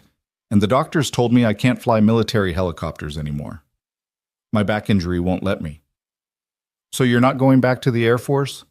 "No, baby. I'm staying home with you." There was a pause, and then Maya said something that broke his heart and healed it simultaneously. "I'm sad for you because I know you love flying. But Daddy, I'm happy for me because I love having you home." "I love being home," Daniel said, and realized he meant it completely. "I love being your dad more than I ever loved flying. That's the truth." "Will you still work with the helicopters at Horizon?" "Yeah, I'll still work with them, just on the ground instead of in the air." "That's good, because you make them better, even from the ground." After they hung up, Daniel sat staring out the hotel window at the Ohio darkness. He'd come here hoping for something, permission to return to his old life, validation that he could still be the pilot he'd once been. Instead, he'd received clarity. The door to that past was closed, not just by injury, but by the recognition that reopening it would mean leaving behind something more important. He texted Ariana, "Medical evaluation complete, not cleared for military aviation. We'll discuss everything when I get back." Her response came immediately. "I'm sorry that door closed. But Daniel, other doors are open. Come home. We'll figure out what's next together." Home. When had Boulder become home again instead of just the place he existed? When had these people, Ariana, Marcus, James, Carol, become his people instead of just colleagues? When had allowing himself to be seen transformed from terrifying vulnerability to unexpected strength? The flight back to Colorado the next day felt like returning instead of just traveling. When he picked Maya up from Carol's house, she ran into his arms with such force she nearly knocked him over. "I missed you so much, Daddy." "I missed you too, Butterfly. More than the sky, more than anything." That night, after they'd eaten dinner, and she'd told him everything about her 3 days with Carol's family, Daniel tucked Maya into bed and sang the lullaby Sarah had always sung. Before he could leave, Maya caught his hand. "Daddy, are you sad about not flying?" He thought about lying, about protecting her from adult disappointments, but Maya deserved truth, even when truth was complicated. "I'm sad about what I lost," he said slowly. "The Air Force was a big part of my life, and flying was something I was really good at. But Maya, I'm learning that losing one thing doesn't mean losing everything. I still get to work with helicopters. I still get to use what I know to help people. And most importantly, I get to be here with you every day. That's not a consolation prize, baby. That's the actual prize." "Good," she said, satisfied, "because you're my prize too." The next morning, Daniel returned to Horizon feeling both lighter and more grounded than he had in weeks. The team welcomed him back with genuine warmth, and when he told them about the medical evaluation results, their sympathy was real, but not pitying. "So what you're saying," James said slowly, "is that we still get to work together. You're just officially banned from showing me up in my own cockpit?" "That's one way to interpret it," Daniel agreed with a smile. "I can live with that." The DoD demonstration was scheduled for 10 days out, and those days passed in a frenzy of final preparations. They ran 2 more complete test sequences, confirming that the Valkyrie was ready. Daniel helped James prepare for the demonstration flight, briefing scenarios and contingencies, drawing on his experience with military evaluations to anticipate what the procurement officers would want to see. The night before the demonstration, Daniel couldn't sleep. He lay in bed thinking about everything that had changed since that morning Ariana had pointed at him and laughed. The viral humiliation that had exposed him, the flight that had revealed him, the weeks that had transformed him from invisible to essential. All of it had been terrifying and necessary, breaking him open in ways that made space for something new to grow. His phone buzzed. A text from Ariana. Can't sleep either. Nervous about tomorrow. Want to talk? He called her, and they spoke for an hour about nothing and everything. The demonstration, their fears, their hopes, the strange journey they'd both been on. At one point, Ariana said, I know I joked about marrying you if you flew the helicopter. Obviously, that was inappropriate, and I apologize again for it. But Daniel, if I were going to marry anyone, it would be someone like you. Someone who knows the difference between power and strength, between authority and leadership. You've made me want to be better. And that's a rare gift. You've made me want to be whole again, Daniel replied. Not the person I was before everything fell apart, but someone who can hold all the broken pieces and still function. That's its own kind of gift. Friends? Ariana asked. Friends, Daniel confirmed. Good ones, I hope. The day of the DoD demonstration dawned clear and cold, the kind of November morning where the sky was so blue it hurt to look at. The procurement team arrived promptly. 3 colonels, 2 generals, and a contingent of technical experts who would scrutinize every aspect of the Valkyrie's performance. They gathered in Horizon's observation building while James completed his pre-flight inspection, professional and thorough. Daniel stood with Ariana, Marcus, and the engineering team, all of them tense with anticipation. They'd done everything possible to prepare. Now came the moment of truth. James climbed into the Valkyrie and began the startup sequence. The turbine whine built into a roar, the rotor blades began to turn, and the helicopter lifted smoothly into the perfect Colorado sky. For the next 90 minutes, James put on a masterclass of precision flying, aggressive turns, maximum power climbs, simulated emergency procedures, landing on a moving target, everything the military had requested and more. The Valkyrie performed flawlessly. When James landed and shut down, the procurement team spent 30 minutes examining the aircraft and reviewing telemetry data. Then the senior general, a woman named Richardson, with sharp eyes and an even sharper reputation, approached Ariana. Ms. Locke, that was one of the most impressive flight demonstrations I've seen in 30 years of military aviation. Your helicopter exceeds our requirements in every measurable category. Subject to final contract negotiations, I'm prepared to recommend approval for full procurement. Ariana's professional facade cracked just slightly, relief and joy breaking through. Thank you, General. That means everything. I do have one question, though. General Richardson looked around the group until her eyes landed on Daniel. Lieutenant Colonel Reed, the pilot who went viral. I'm told you were instrumental in identifying and fixing critical safety issues during development. I helped, ma'am, but this was a team effort. Don't be modest, Colonel. I've read your file. Multiple distinguished flying crosses, a silver star, commendations from everyone you've ever worked with. You're exactly the kind of experienced operator the Air Force needs for our rotary wing programs. Have you considered returning to service? Daniel felt everyone's eyes on him, the question hanging in the air like a challenge. This was a different kind of test, not of skill, but of knowing what mattered.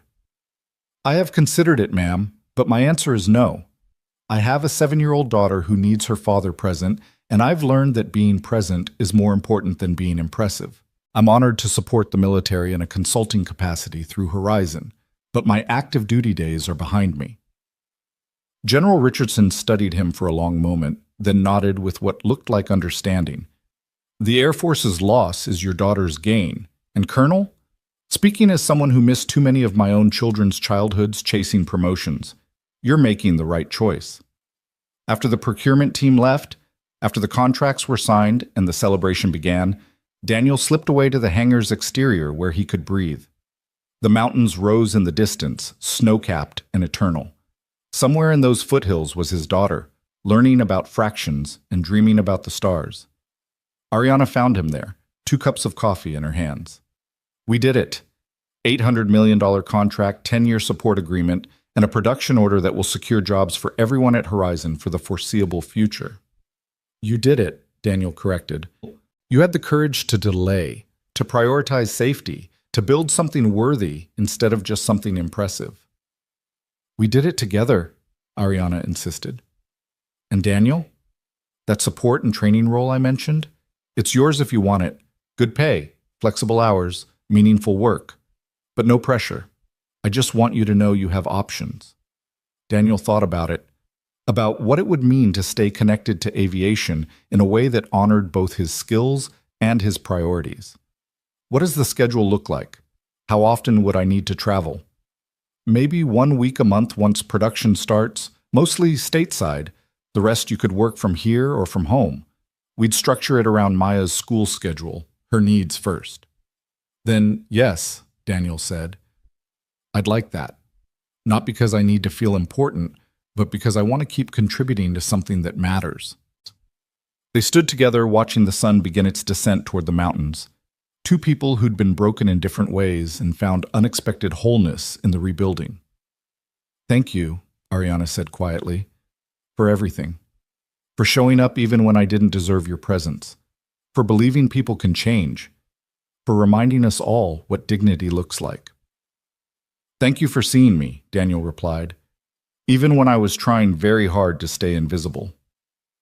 That evening, Daniel picked Maya up from school and took her to the park, even though it was cold. They sat on the swings together, rocking gently, watching other families play as the light faded. The helicopter demonstration went well today, he told her. The military is buying our aircraft, which means job security and good work for a long time. That's good, Daddy. Does it mean you're famous still? Probably less famous now. The internet moves on quickly. Good. I liked it better when you were just my dad instead of everyone's helicopter guy. Daniel laughed. Me too, Butterfly. Me too. Can we have pancakes for dinner? Again? We just had them 3 days ago. But you said pancakes are my superpower. I need to maintain my strength. That logic is airtight. Pancakes it is. They swung higher, feet kicking toward a sky that was turning purple and gold with sunset. And in that moment, Daniel felt something he hadn't felt in 5 years. Complete. Not because he'd reclaimed his old life or achieved some new triumph, but because he'd learned to measure success in moments like this. Simple, present, real. The sky was beautiful, but the ground was where he belonged, where his daughter needed him, where the life he was building waited with all its ordinary, extraordinary possibility. And that was enough. More than enough. It was everything. The weeks following the DoD demonstration settled into something Daniel had almost forgotten existed, a rhythm that felt sustainable instead of just survivable. Winter arrived properly in Colorado, snow blanketing the mountains and turning Boulder into something from a postcard. Maya started rehearsals for the school's winter concert, where she'd been chosen to play a speaking role, and Daniel blocked out those performance dates in his calendar with the same priority he'd once given to combat briefings. At Horizon, the contract win had transformed the company's energy. Where there had been desperation and fear, now there was purpose and pride. Production planning for the Valkyrie began in earnest, which meant Daniel's consulting role shifted from fixing immediate problems to building sustainable systems. He helped design training protocols for military pilots who'd eventually fly the aircraft, drafted technical documentation that translated engineering specifications into operator-friendly language, and served as the bridge between Horizon's civilian culture and the military's operational requirements. It was meaningful work that used his expertise without consuming his life, and he was grateful for it. One morning in early December, Daniel arrived at Horizon to find Carol waiting by his office with an envelope and an expression he couldn't quite read. "This came for you," she said, handing it over. "Delivered by courier, marked personal and confidential." The return address was the Air Force Personnel Center. Daniel's stomach tightened as he opened it, scanning the official letterhead in formal language.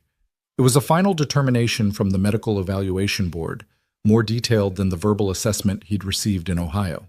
The letter confirmed what he already knew: permanent medical retirement status, not cleared for military aviation operations requiring full physical readiness. But it also included something unexpected: a commendation from General Hawkins acknowledging his years of service, his contributions to military aviation, and a paragraph that made his throat tight. Lieutenant Colonel Reed's decision to prioritize family over career, to choose presence over prestige, exemplifies the values we claim to honor but don't always support. His service to this nation was distinguished. His choice to serve his daughter with equal dedication is no less honorable. The Air Force salutes both. Daniel read it 3 times, each pass revealing new layers. It wasn't just a medical determination. It was validation that the choice he'd made was respected, that walking away from flying didn't diminish what he'd accomplished when he could fly. Good news or bad news? Carol asked gently. Both, neither, just closure, I think. He folded the letter carefully and slipped it back into the envelope. The Air Force officially can't use me anymore, but they're saying that's okay, that I'm okay. Of course you're okay, better than okay, but I imagine it still hurts to have that door closed completely. Yeah, Daniel admitted. But you know what?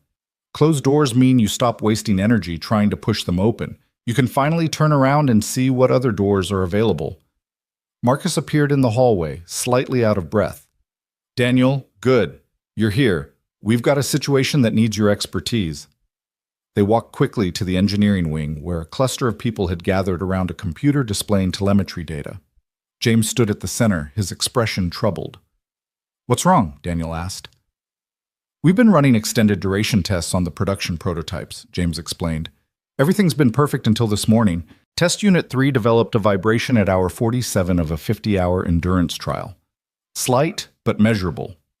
Could be nothing. Could be the start of something serious. Daniel studied the data, his trained eye picking out the pattern immediately. It's in a specific frequency range that corresponds to main rotor RPM. You're seeing harmonic resonance building in the transmission system. The modifications we made fixed the immediate control issues, but we didn't account for how sustained operation at cruise power settings would affect the drivetrain over time. Is it dangerous?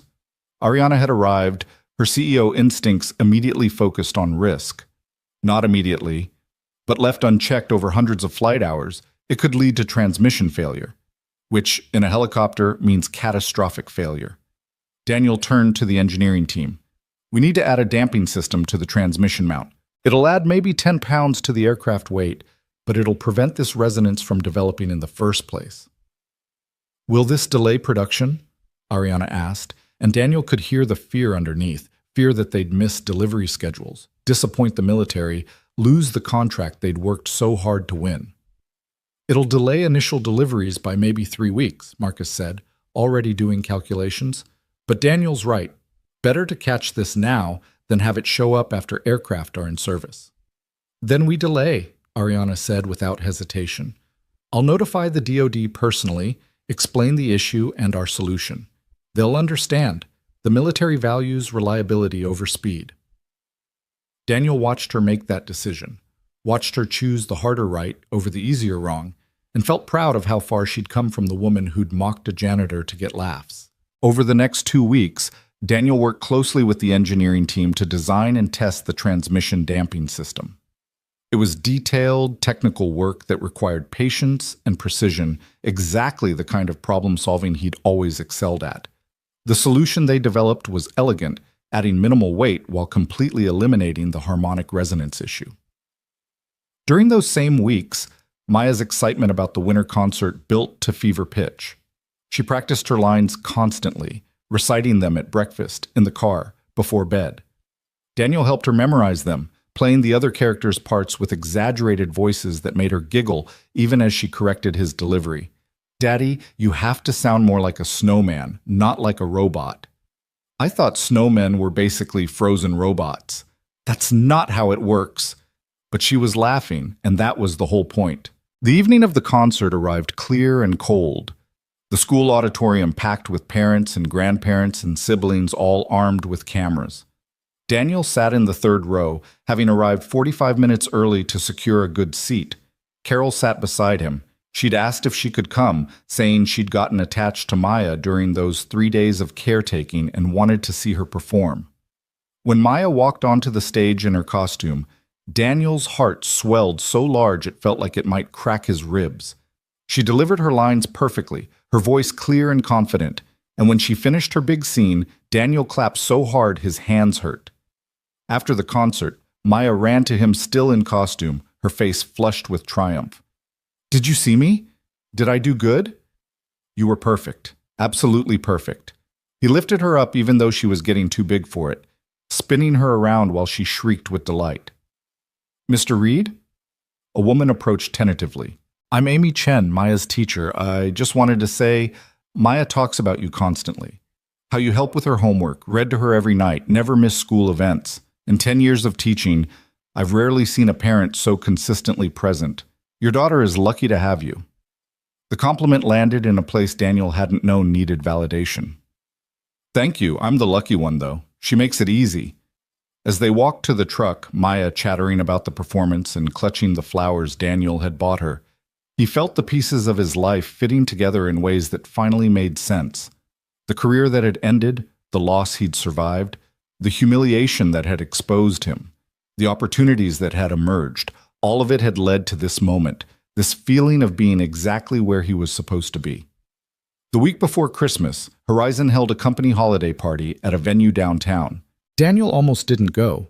Social events with coworkers still felt slightly awkward, but Ariana had specifically asked him to attend, saying it was important. So he put on the one sport coat he owned, arranged for Carol to watch Maya for the evening, and drove to the party trying to manage his anxiety about crowds and small talk.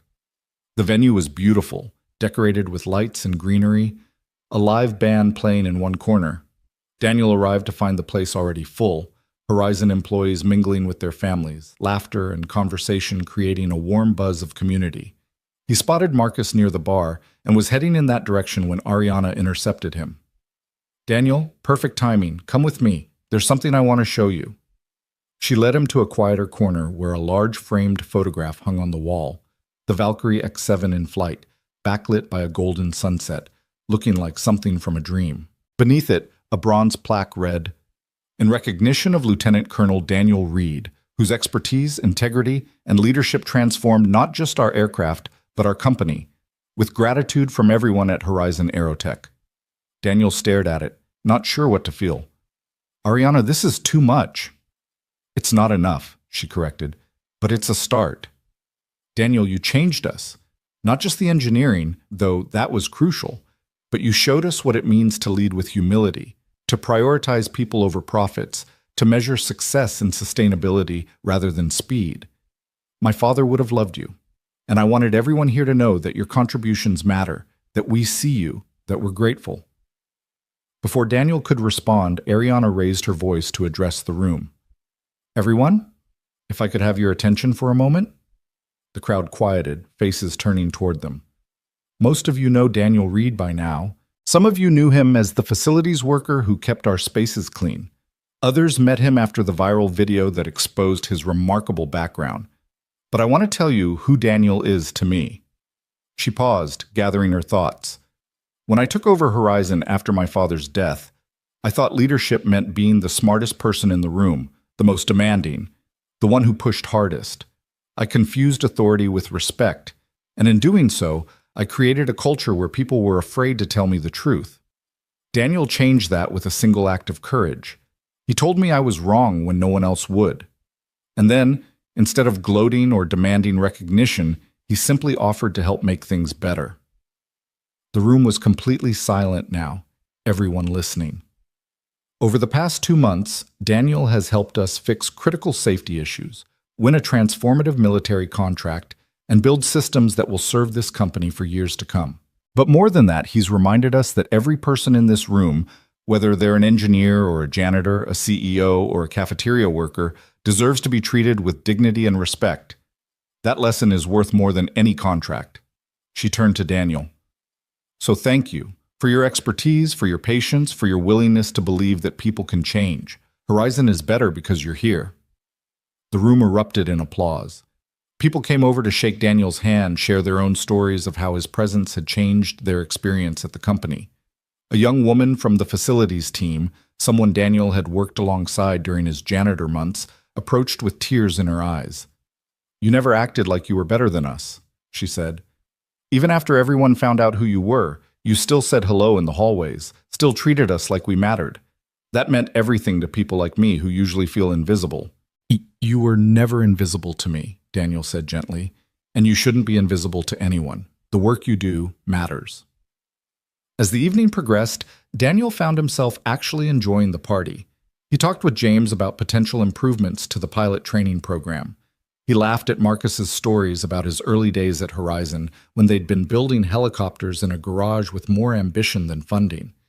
He even danced with Ariana when the band played something slow, and she'd looked at him with a question in her eyes. "This is weird," she said as they swayed to the music. "Good weird, but weird. 6 months ago, if someone had told me I'd be dancing with my former janitor at a company party, I would have thought they were crazy. 6 months ago, if someone told me I'd be consulting for an aerospace company and dancing with its CEO, I would have thought they were describing someone else's life. Maybe we're both living someone else's life now. Better versions of ourselves." "Maybe," Daniel agreed. "Or maybe we're just finally living our actual lives instead of the ones we thought we were supposed to have." The song ended, and they separated, the moment passing into memory. Daniel checked his watch and realized it was past 10, later than he'd intended to stay. He found Ariana to say goodbye and thank her for the recognition, then headed out into the cold December night. His phone rang as he was walking to his truck. An unknown number, which he almost didn't answer, but something made him pick up. "Daniel Reed?" The voice was male, professional, vaguely familiar. "Speaking." "This is Colonel Patterson from Wright-Patterson Medical Center. We spoke during your evaluation. I hope I'm not calling too late." "It's fine.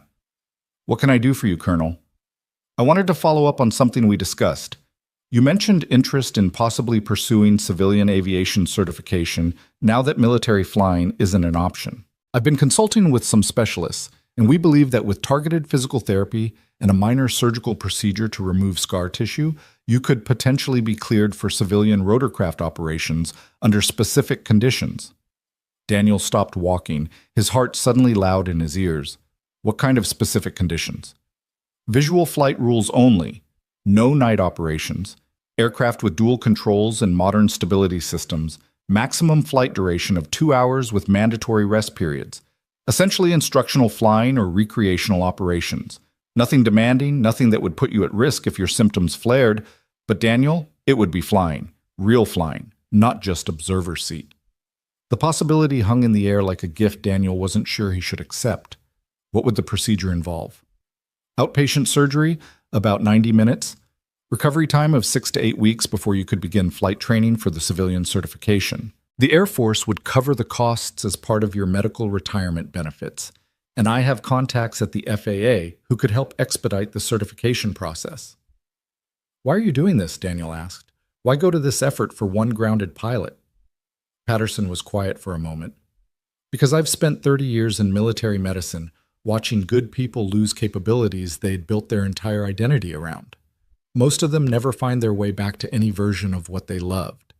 But you found a different way to stay connected to aviation, to use your expertise, to contribute meaningfully. That resilience is rare, and if I can help you reclaim even a piece of what you lost, I want to try. You've earned that opportunity." Daniel leaned against his truck, looking up at the stars scattered across the winter sky. Flying again. Not combat, not the high-stakes military operations that had defined his career, but still the sky, the freedom, the pure joy of three-dimensional movement. "I need to think about it," he said finally. "Talk to my daughter, consider what it would mean for my work here. Can I have some time?" "Take all the time you need, but Daniel, don't let fear make this decision. I've seen your file, watched your simulator performance. You're still an exceptional pilot. The question isn't whether you can fly, it's whether you'll let yourself." After the call ended, Daniel sat in his truck for a long time, engine running for heat, mind churning through possibilities and fears. He could fly again. Limited, conditional, nothing like what he'd done before, but still flying. The question was whether that would be enough, or whether it would just reopen wounds he'd worked so hard to heal. He drove home and relieved Carol, who reported that Maya had gone to bed without incident after reading 2 chapters ahead in their current book because she couldn't wait to find out what happened next. Daniel checked on his daughter, watching her sleep with that complete abandonment only children achieved, and felt the weight of the decision pressing on him. What would Sarah say? She'd probably tell him to stop overthinking and trust his instincts. She'd remind him that regret came from not trying, not from trying and failing. She'd push him toward the sky because she'd understood that part of him better than he sometimes understood it himself. The next morning was Saturday, which meant their usual routine: pancakes, cartoons, then whatever adventure they felt like pursuing. Today, Maya wanted to go to the Science Museum, so they bundled up against the cold and made the drive to Denver. As they wandered through exhibits about space exploration and aerodynamics, Daniel found himself watching Maya more than the displays. She approached everything with such unself-conscious curiosity, asking questions that revealed her quick mind, making connections that impressed the docents. She was becoming her own person, growing into independence that both thrilled and terrified him. "Daddy, look at this," Maya called from across the room, pointing at a wind tunnel where you could test paper airplane designs. "Can we try?" They spent an hour folding different airplane configurations and testing them, laughing when designs failed spectacularly and cheering when one caught the airstream just right and soared. It was simple, joyful, the kind of moment Daniel had learned to treasure. Over lunch in the museum cafe, Maya asked the question that had been building all morning. "Daddy, are you sad?" "What makes you think I'm sad?" "You have your thinking face on. The one you get when you're trying to make a decision about something important." Daniel marveled again at her perceptiveness. "You're right. I got a phone call last night about something that might let me fly helicopters again. Not like I used to, but still flying, and I'm trying to decide if I should do it." "Why wouldn't you?" Maya's confusion was genuine. "You love flying." "I do, but I also love being here with you. And I'm worried that if I start flying again, even just a little, it might take time away from us. Or that it might make me want more and more until I'm not present the way I want to be." Maya considered this seriously while eating French fries. "Mrs. Henderson says that parents are allowed to do things they love even if it means their kids have to share them sometimes. She says that's how kids learn that grown-ups are whole people, not just parents." Mrs. Henderson is very wise. "So if flying makes you happy and you can do it without disappearing like you're worried about, then I think you should do it. Because, Daddy, I want you to be happy, not just happy because of me happy because of you too." The words came from a 7-year-old, but they carried wisdom that cut straight to the heart of Daniel's fear. He'd been so focused on being a good father that he'd forgotten Maya needed to see him be a whole person, someone with interests and passions beyond parenting, someone who could model pursuing dreams responsibly. "When did you get so smart?" he asked, his voice rough with emotion. "I've always been smart. You just notice it more now." She grinned at him, and he saw Sarah in that expression, the same mischief, the same light. That evening, after Maya was in bed, Daniel called Colonel Patterson back. "I want to do it," he said. "The surgery, the therapy, the certification process. I want to try." "Excellent. I'll start coordinating with the surgical team. We can probably get you scheduled within the next 3 weeks if that timeline works." "One condition, though," Daniel added. "I need the recovery period to be over by late February. My daughter's birthday is March 7th, and I will not miss it for anything." "Understood. We'll make it work." "Daniel, you're making the right choice. Sometimes the bravest thing we can do is let ourselves want something again." Christmas came and went in a blur of wrapping paper and laughter. Daniel had saved carefully throughout the year, and he splurged on gifts for Maya, a telescope she'd been wanting, books about space exploration, a model rocket kit they could build together. On Christmas morning, watching her face light up with joy, he felt wealthy in the ways that actually mattered. Ariana had given him a generous bonus as part of the company's holiday distribution, and Daniel used part of it to take Maya to a fancy restaurant she'd seen on TV and thought looked magical. They dressed up, Maya in a sparkly dress that made her feel like a princess, Daniel in his sport coat, and ate food with French names they had to ask the waiter to pronounce. It was ridiculous and wonderful, and Maya talked about it for days afterward. The surgery was scheduled for January 15th. The night before, Daniel sat Maya down and explained what would happen, that he'd be gone for a few days, that Carol would stay with her, that when he came back he'd need to take it easy for a while. She listened carefully, asked practical questions about the recovery process, then hugged him tight. "You're going to be great, Daddy. And when you can fly again, will you take me up?" "If you want to go and if the doctors say it's safe, absolutely." "I want to go. I want to see what you see up there." The surgery went smoothly. Daniel woke up in recovery feeling like he'd been hit by a truck, but the surgeon reported that they'd successfully removed the scar tissue that had been compressing his spinal nerves. The real test would be whether it made a difference in his symptoms, but initial indicators were positive. Recovery was harder than he'd expected. The first week was mostly pain management and trying to move without aggravating the surgical site. Carol brought Maya to visit every day, and his daughter would sit beside his bed telling him about school and reading him stories and generally refusing to let him feel sorry for himself. "You're being very brave," she told him seriously. "Braver than when you flew helicopters, because this kind of brave is quieter." By week 3, Daniel was doing physical therapy twice a day and seeing measurable improvement. The numbness in his left leg was less frequent and less severe. His pain levels were manageable without medication. The therapist was optimistic that he'd regain even more function as the nerves finished healing. At week 6, Colonel Patterson called with news. "Your latest scans show remarkable improvement. The nerve conduction tests are better than I'd hoped. Daniel, I think you're ready to start the flight certification process."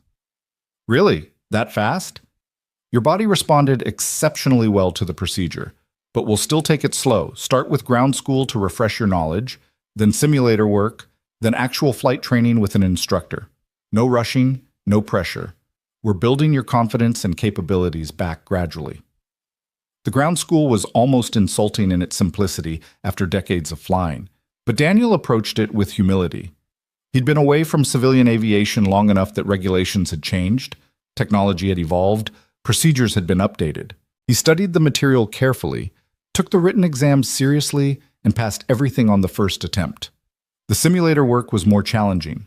The civilian aircraft he'd be certified on was smaller and lighter than military helicopters, with different handling characteristics. It took him several sessions to adjust his technique, to recalibrate his instincts for something less aggressive and more forgiving. But gradually, it came back. The smooth coordination of hands and feet, the constant micro-adjustments that kept an aircraft stable, the spatial awareness that separated good pilots from great ones. "You're a natural," his instructor said after a particularly good session. "Though I suppose that's not surprising given your background. I've been away for 5 years. I was afraid I'd forgotten." Some things you can't forget. They're written too deep. In early March, 2 weeks before Maya's birthday, Daniel had his first actual flight in a civilian helicopter, a small Robinson R-44 with glass instruments and forgiving handling.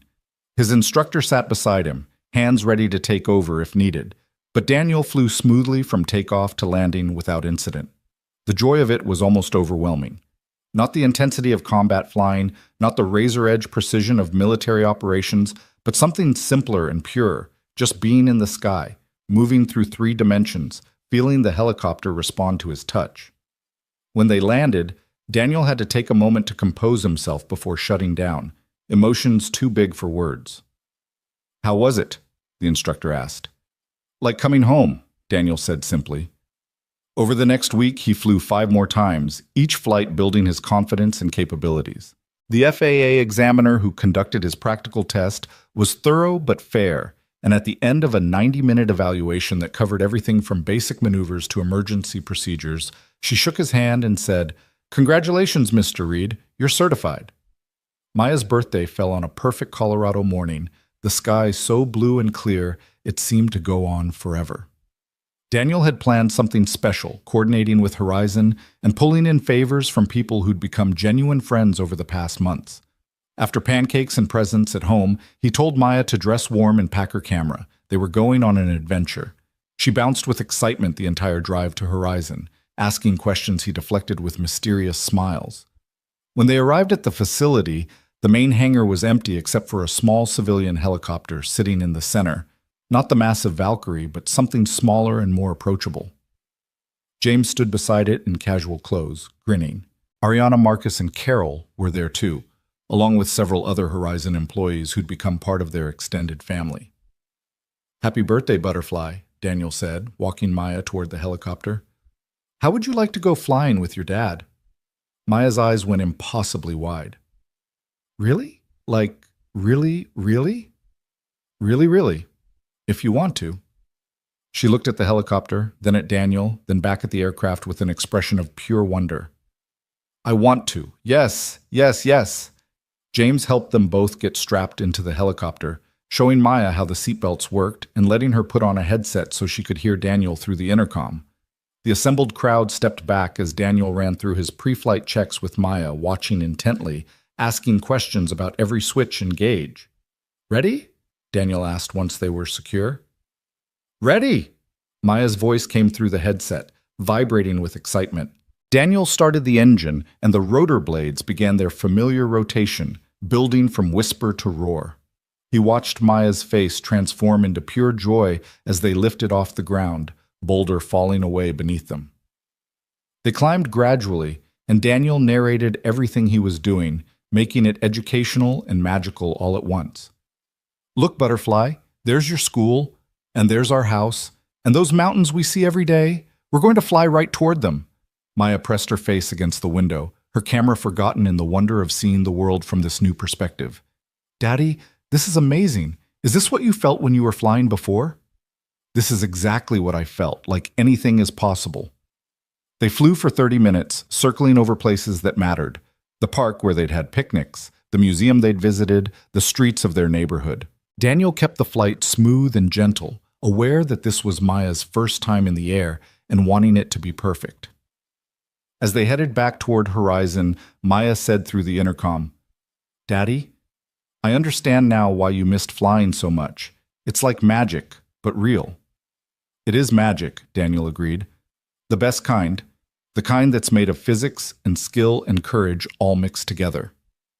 The landing was feather soft, Daniel's touch gentle as he brought them back to Earth. When they shut down and climbed out, Maya ran to the assembled crowd, talking so fast her words tumbled over each other, trying to describe everything she'd seen and felt. Ariana approached Daniel with an expression that mixed happiness and something deeper. "That was beautiful to watch. You both looked so happy up there." "I was happy. Happier than I've been in years, maybe." Daniel watched Maya showing Carol something on her camera, still vibrating with excitement. "Thank you for making this possible. For the job, for the flexibility, for believing I was worth investing in." "You invested in us first," Ariana reminded him. "This is just returning the favor."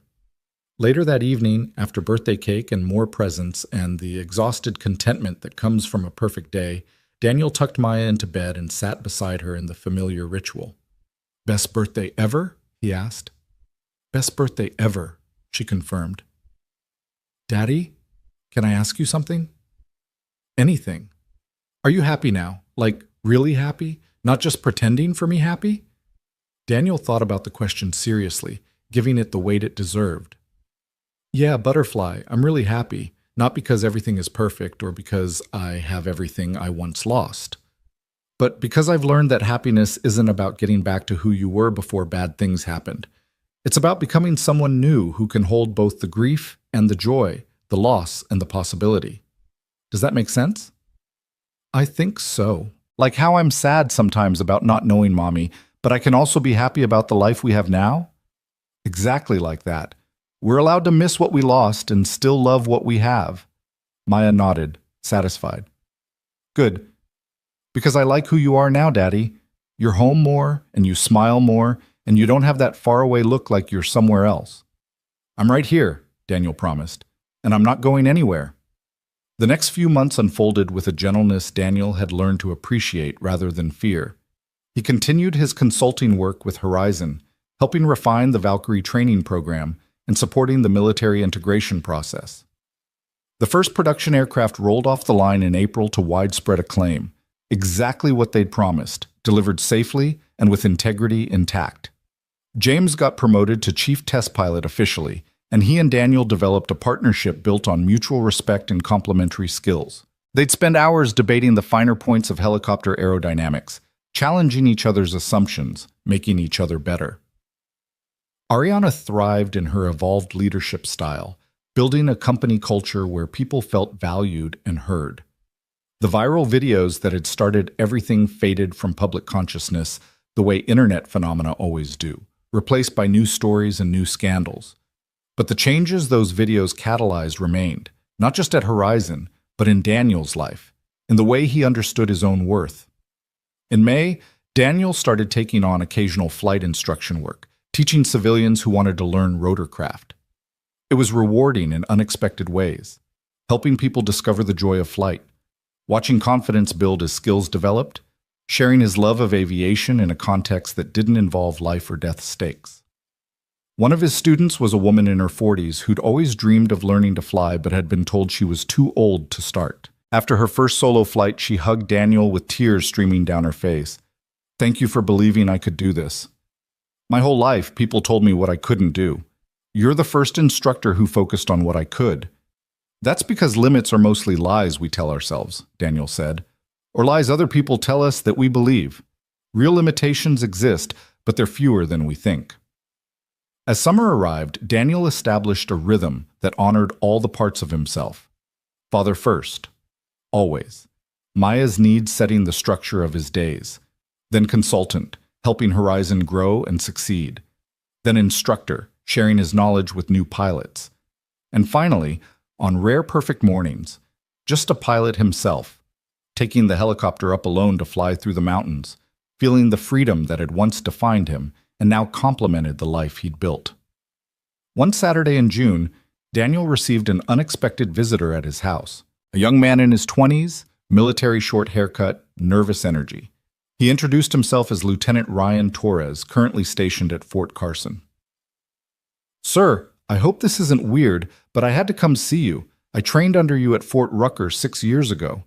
You were my instructor for advanced tactics, and you basically taught me everything I know about flying. When I saw the video of you flying the Valkyrie, when I learned what happened to you, I just wanted to say thank you for everything you taught me and for showing me that there's life after the uniform."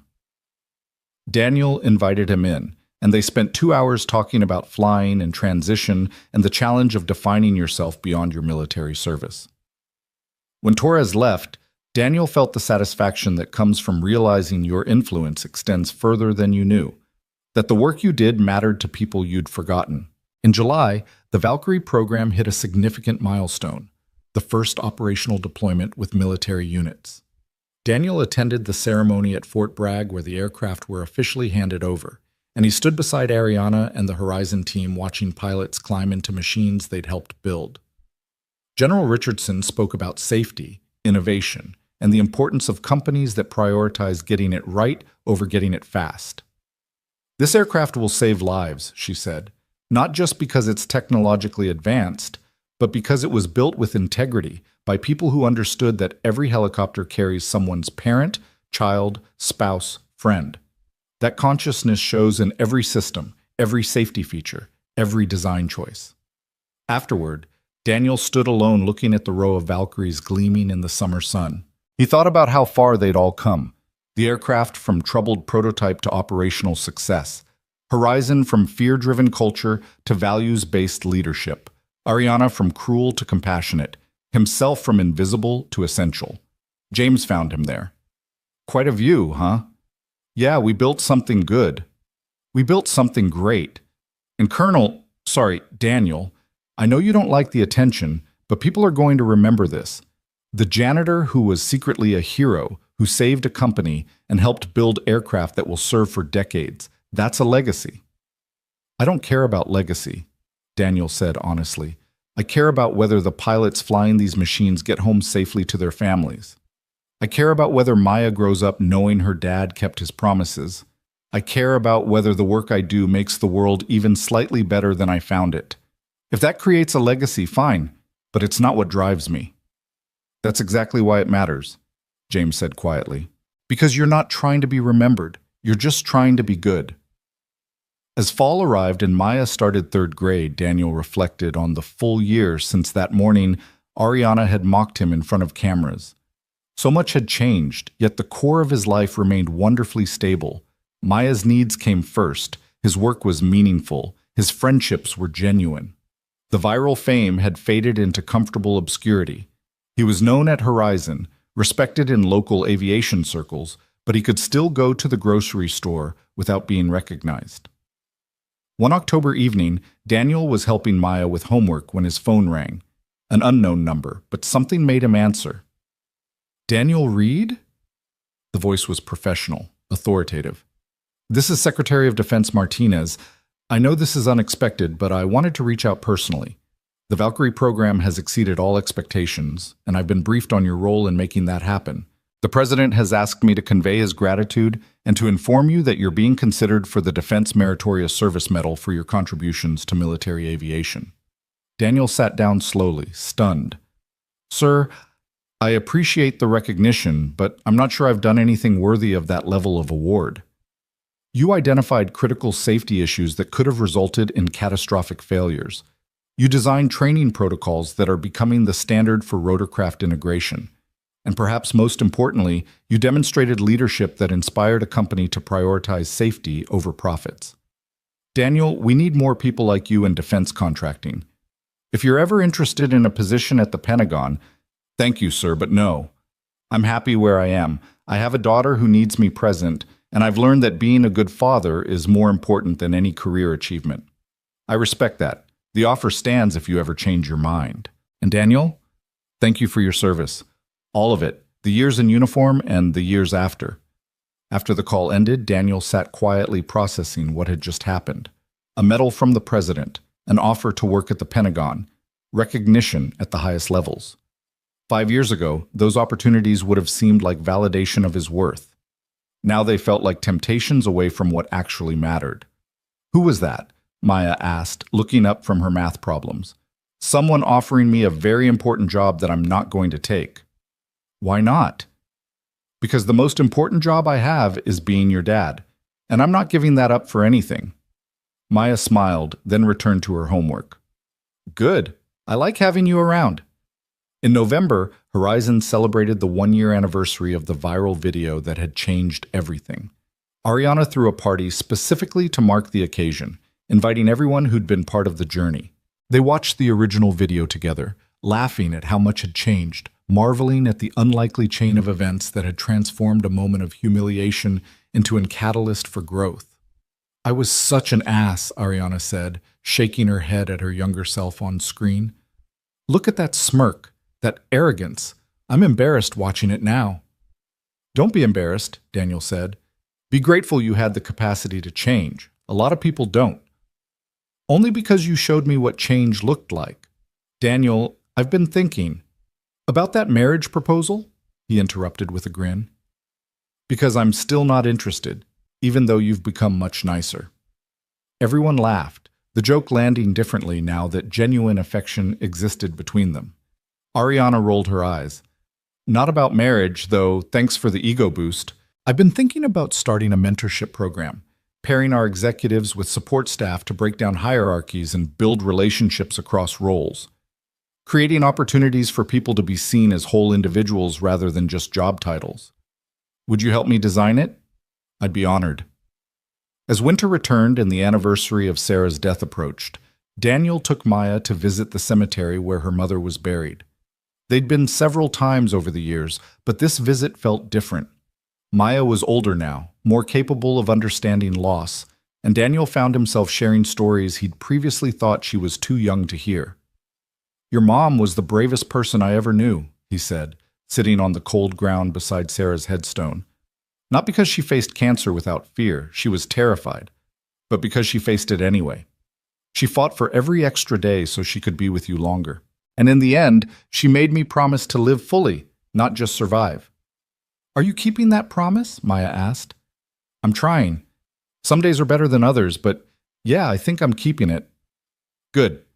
Because I bet Mommy is watching, and she'd want you to be happy. Daniel looked at his daughter, this remarkable human he and Sarah had created, and felt overwhelmed by gratitude that he'd been given this gift. You know what your mom would love most about you? What? That you're kind. Smarter than most adults, funny as hell, curious about everything. All of that is great. But the fact that you think about other people's feelings, that you worry about whether I'm happy, that you try to make the world better in small ways every day, that's what she'd be most proud of. They sat together in comfortable silence, the winter sun pale and cold, until Maya said she was ready to go. As they walked back to the truck, she slipped her hand into Daniel's. Daddy? I'm glad you can fly again, but I'm also glad you're still here on the ground with me most of the time. Me too, Butterfly. Me too. On a crystalline morning in December, almost exactly a year since he'd first received the call from General Hawkins, Daniel stood in the Horizon hangar watching the sunset paint the mountains in shades of gold and amber. The Valkyrie production line was running smoothly now, aircraft rolling out to military units across the country. His consulting work had evolved into something sustainable, meaningful without being consuming. Maya was thriving, her confidence and curiosity growing daily. James joined him, 2 cups of coffee in hand. Thought you might need this. You've got that contemplative look. Just thinking about how strange life is. A year ago, I was mopping these floors thinking my flying days were over forever. Now I'm certified again, teaching new pilots, consulting on military programs. And my daughter tells anyone who will listen that her dad is basically a superhero. You kind of are, James said without irony. Not because of the flying, though that's impressive, but because you rebuilt your life after it fell apart. You raised an amazing kid by yourself, and you helped a whole company remember what integrity looks like. That's superhero stuff. Or it's just what you do when you don't have other options. Keep going, adapt, try to be decent along the way. There's always other options. You chose the hard ones that led somewhere good instead of the easy ones that led nowhere. They stood together watching the light fade.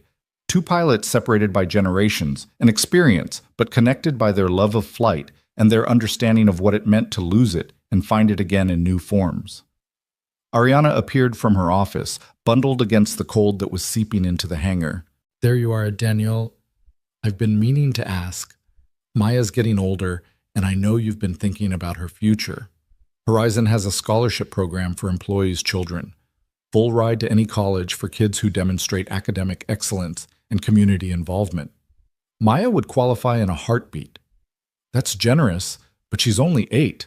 College is a long way off.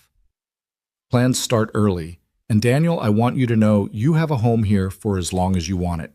Not because we need you, though we do, but because you're family now, you and Maya both. The word hung in the air, family. Daniel had thought he'd lost that when Sarah died, had believed it would just be him and Maya against the world forever. But somehow, without trying, he'd accumulated a chosen family, Carol and Marcus and James and Ariana and all the others who'd become part of his life's fabric. Thank you, he said simply, because some gifts were too big for elaborate words. That evening, Daniel picked Maya up from her after-school art class and drove them to the small diner they'd come to consider their special place.